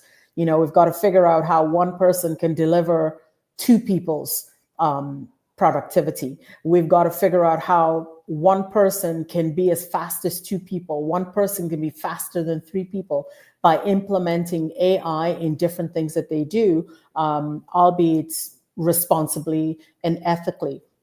I think about the stat that Korn Ferry released the other day, that 42% of CHROs are investing in AI. However, only 5% of teams of HR are ready to implement. So, we've still got a long way to go, but technology is indeed the game changer that's going to close the gap between the CHRO function and the business function coming together as one. Yeah, I think, thank you. I think, it's like if people have seen Marvel movies, I think this is the Iron Man suit that we've got now. I think I see it that way. And, these days, a lot of tasks are being automated, so that we can focus on strategic initiatives. Also, people analytics have become much more easier because you throw in the raw data and you get all kind of dashboards and everything. So I'll be very, very specific, in terms of how we are using it. And, when you're at the table, you also get some of the recommendations, which are the best practices. And not to of course, hiring, everybody is talking about, that automation of hiring, finding the best fit in terms of the people and so on and so forth. But then digital learning platforms is also one more thing where it has done wonders. Like if you just input the role that the employee is doing, it starts to recommend, what kind of trainings are required for this role. Have you done this training? If you do another bit of it, then, you'll be more effective. So I've seen this really nice tool, which kind of suggests all these things. So yeah, technology is really helping us to move forward, I would say, and specifically AI. Yeah, I think everybody kind of touched on where it doesn't, where doesn't it touch everything that we do, right? Everybody talked about analytics and being able to not just take analytics that are historical and legacy and lagging indicators, but using those to predict what you're going to need in the future. Whether that's headcount and partnering with your finance team to kind of forecast what that headcount looks like, or working with business leaders in different functional areas to go, what do you need the next 2 years? And where is the gap in skills that we have in your current workforce? And what are you going to either need to build internally or go buy with new talent? Being able to help them predict that. And then I think Deepak just said it too, creating those kind of bespoke experiences for employees while doing that at scale, right? And using AI to do that, whether that's learning maps and learning paths, or that's creating an onboarding experience that's digitized and used AI to create that bespoke feeling so that I, as an employee, 1,000 feels like I'm the most important employee today. I think that's where it's coming into play in everything that we do, and helping HR teams automate a lot of the transactional tasks that we do so that we have more time to spend doing those higher order things with employees and creating more of those experiences for them. So it touches literally everything. Before we officially move on to our next question, we've brought a lot into the discussion about AI, sort of high level. And I think most people know about ChatGPT as sort of the loudest, not necessarily the leader, but the loudest. So before we move into our next question, can all of you recommend any specific AI related tools that you like to use? We're not being paid by any companies, but any specific tools that you all really like to use for AI, for compliance or team building or report analysis that have helped you save time? I'll share one that I discovered not too long ago, and it's not specifically for bringing out compliance or analytics or anything. As you know, AI, the output of AI is only as good as what you put into it. And so ensuring that I've got a bulletproof prompt is what's important to me right now. So I kind of know what it is I'm looking for from AI, but then am I saying it in the right way to get the best outcome? And so I've started using Prompt Genie, where I say to Prompt Genie what question I would like to ask. And then Prompt Genie refines my prompt so that when I do put it in ChatGPT or anywhere else, it's the optimal question. I can't do a day without Prompt Genie. I just put all my prompts in there, it refines it, and output is amazing.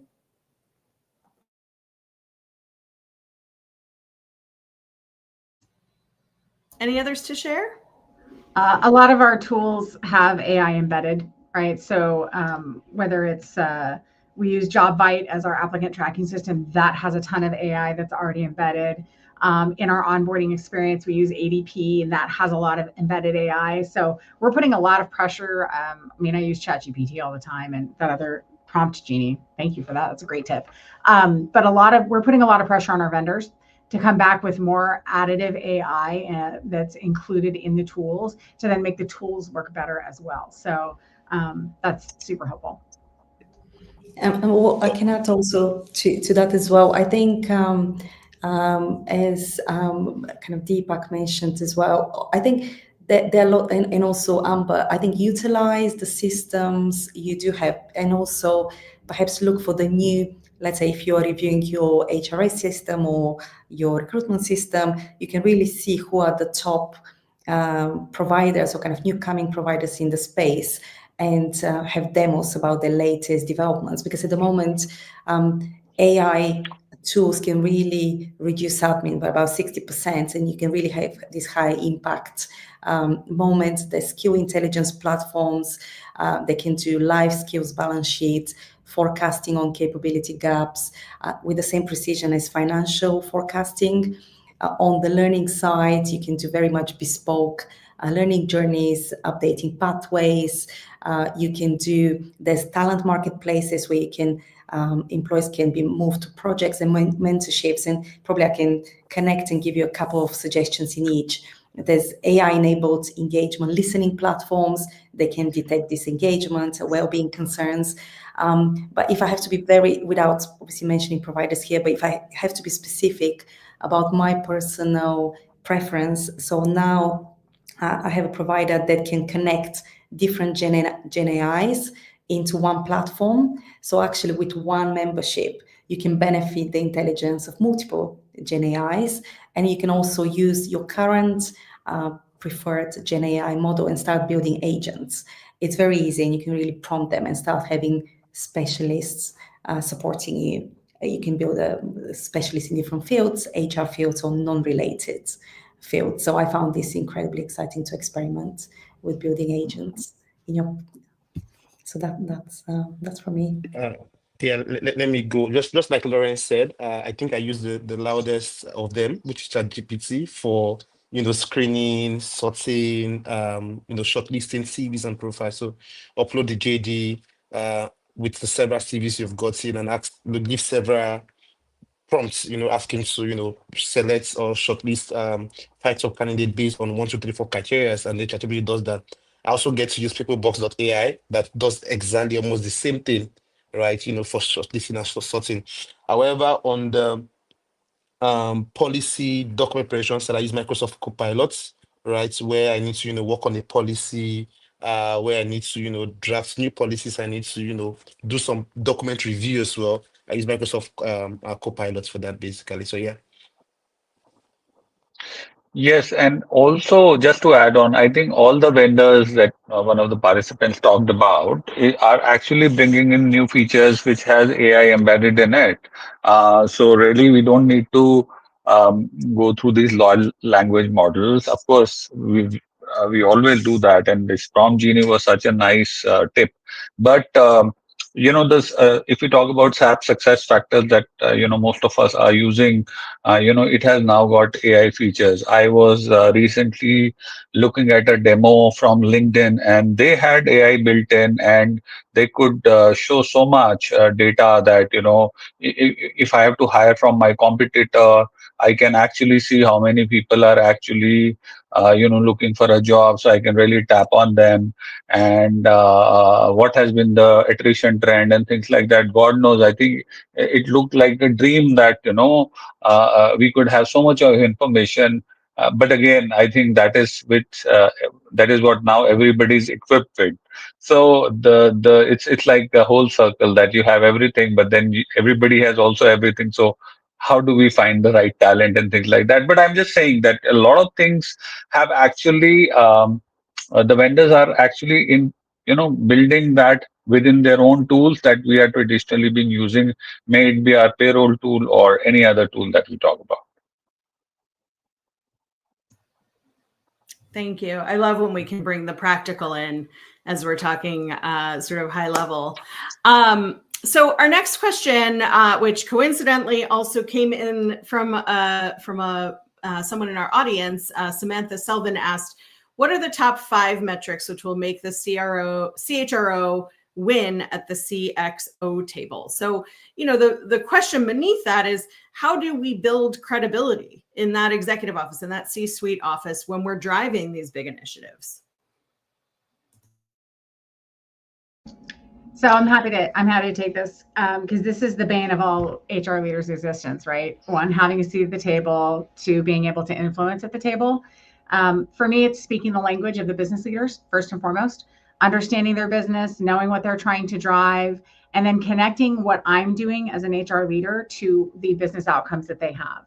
And even down to the most minute KPI that I might be driving, and connecting that to a business initiative that they're trying to drive as well.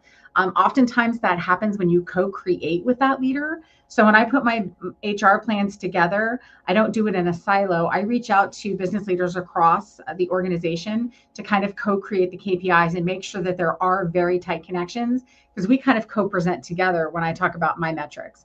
And an example that I can use is predictive analytics. So being able to show historically and today changes that we've made, let's say in retention of customer success managers who touch customers directly, and then tying that retention that we're able to drive in that role to business continuity, which then correlates to maybe customer NPS for the accounts that those individuals touch, right? Those are real business issues. Customer in a SaaS-based business, customer retention is number 1. And so being able to draw the connections between those things is huge. And as I mentioned, predictive, being able to take legacy data or lagging indicators and turn that into predictive analytics with the business leaders. I have a very great partnership with our CFO to help me do that, so that we can tell that story of like what's coming and how we're responding to it or preparing to respond to it. That helps build credibility. Thank you, Amber. So for me, I think that when it comes to building credibility, just like Amber said, it's a big error for HR people to want to work in silos, to want to just sit, on that, I'm the head of HR here, and I want to do things, but you can't build and drive credibility that way. No way it can work, right? So for the CFO, he wants to hear return on investments. For the COO, he wants to hear efficiency. For the CTO, he wants to hear integrations. Right, for the MD, he wants to hear how whatever initiative HR is doing across the value chain in ensuring that the target goals and organizational KPIs for the year is met. The business should not be going in the direction of revenue generation, and everything HR is bringing on the table is how to spend money. If HR is spending money, then we should be saying, you know what, in spending XYZ amount of money, we'll be able to provide XYZ number of value that would help us in either saving cost or helping us achieving the revenue target we're looking to achieve. That is the language the MD or the CEO would want to hear, rather than just thinking I want to work in silos, or I have this big HR idea in my head. It's a time now for me to come start doing competency frameworks. I need to now come and start doing my... If competency framework would not, or competency assessment or analysis would not help us for that performance window, right? Or for that business cycle, whatever it is, or that performance year or business year, in achieving what the business goal is, then it should not even be a top burner for us as HR people. So what I'm saying is every of our HR activities, quarterly, annually, should be put together to support whatever the business goal is, and then we can clearly, with data and analytics, measure how our activities is impacting the top and the bottom line. Until we do that, we really will just be doing activities without having to, provide any support to the business. Yeah, that's such great points by Amber and Nelson. So I won't go over everything that they've gone over. I agree 100%. But when I think about credibility, it's two things for me. The first is commercial acumen. We have to be seen as understanding the business. If we're not seen as understanding the business, then we might have a seat at the table, but we won't have a voice at the table. The second is we can't be tone deaf. Whatever we're doing, we've got to understand where the business is going. So when the business is, strapped for money, or the organization's not meeting its targets, that's not the time for us to present, to the CFO, $1 million project that we want to invest in. Just not ensuring that we're not being tone deaf. Amber talked a lot about predictive analytics. Being one step ahead brings us credibility. Being able to come to the table to say, hey, based on A, B, and C that's happened in the past, I think we need to go in this direction to prevent A, B, or C. Being able to showcase how whatever we're doing is tied to the business outcomes, that brings immense credibility. Being able to show cost savings, not just that we are a cost center, but we're value creators. So just a couple of things to add to what Nelson and Amber had shared earlier. Yeah, hi. So what everybody has added, I would say, one of the biggest things that adds credibility is bridging the talent gap. Because if we have talent gaps, then how do we deliver the business? So I think first and foremost thing that I bring to the table is that where would I find the talent? Where are the talent pools available? And I think that has personally for me built a lot of credibility within my organization. And also, with related to talent, of course, because the technology is shifting so fast. I'm being very pinpointed here, but technology is shifting so fast that we continuously need to reskill people and finding out, which people should we be reskilling along with the line organization, which ones are getting, so-called redundant, and who are these people who have some potential, but they're still in the older technology era. How can we reskill them and utilize our own workforce who bring in a lot of experience and are also flag bearer of our culture? I would say that these two things, reskilling people and bridging the talent gap, of course, is the things that bring credibility, to the table.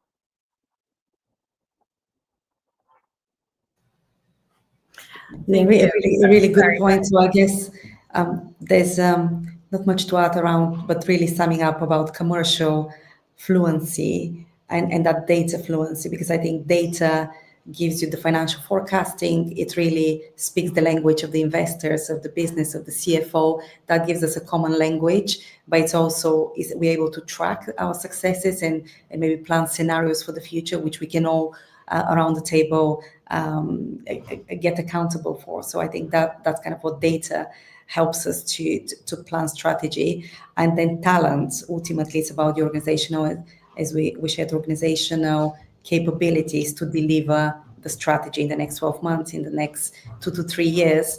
And I'm not talking only about external but internal talent. Can your talent grow at the same speed as your business? Wonderful responses. I love how all of you brought in and wove in what Amber started with, which is knowing the business of the business. Nothing has impressed my internal business partners more over my career than being like multilingual in the business world, speaking finance to the finance person, speaking, at a lay person's level, subject matter expertise to the people who manage departments, and showing them that we understand what they're doing and what their goal is, identifying those talent gaps, as Deepak said, so that we can come into our partners and say, hey, I recognize we have some missing pieces here. And Nelson, you talked about, that we're always seen as a cost center and I used to call our department revenue loss prevention, but what we really do is that we complement the other departments so that our revenue can increase. And if we show that we understand that, then we really can make a difference. We've got about 4 minutes left. These sessions go so fast. So in our last couple of minutes, if you could quickly share a piece of practical advice for our CHROs and our up and coming CHROs in the audience, something that these folks can look into for themselves, whether that's a tool, a book, a community, a platform that has helped you as a CHRO to up-level yourself and really be ingrained in your businesses. I think I'll go first this time. So I think one piece that we as CHROs always talk business numbers, customers, and all that high level. But I think one of the things that we should never forget is that employee well-being is paramount. Recognizing the intense work environment that the line organization works in. I think prioritizing their mental health and their work-life balance is something that we should always be working on, because this is the human aspect. And of course, on top of it, the empathy factor.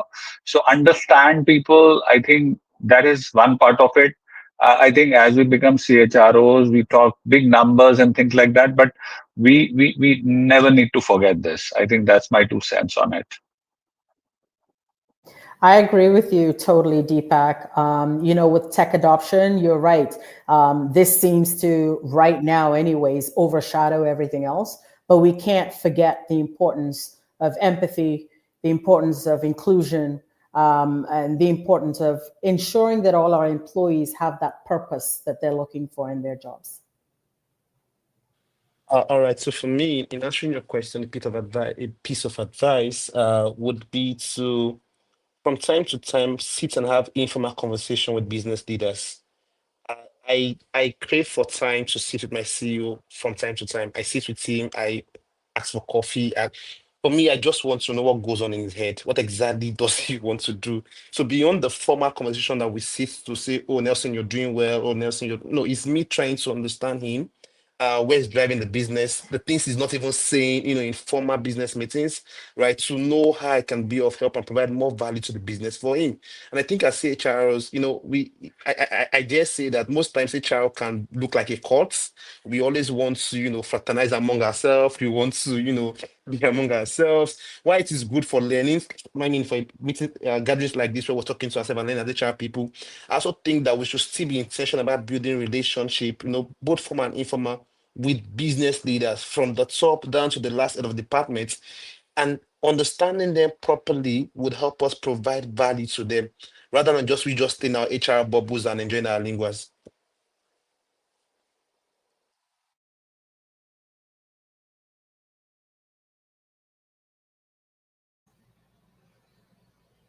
Okay, anything else to add in our last moment, Amber or Deanna? Yeah, just maybe quick point in the minute. Maybe for me, it's our roles are kind of multi-dimensional and highly important, but maybe one thing that stays with us is that culture architect.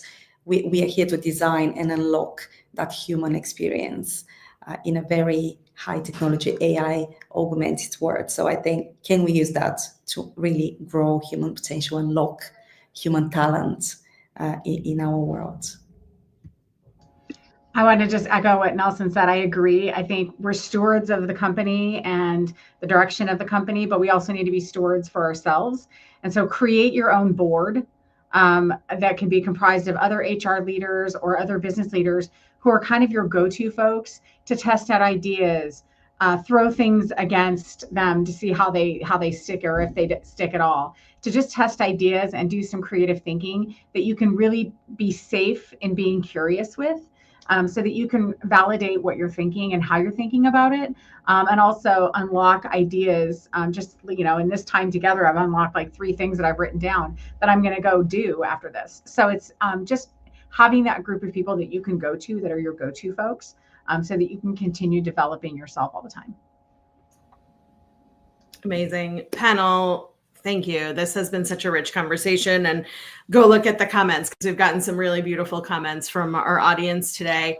And if you're in our audience, I will leave you with, this is your community. So anytime you're watching a Hacking HR session, anytime you're watching the comments in a Hacking HR session, connect with your peers, because we are all doing the same job different ways, different companies, different countries, different continents.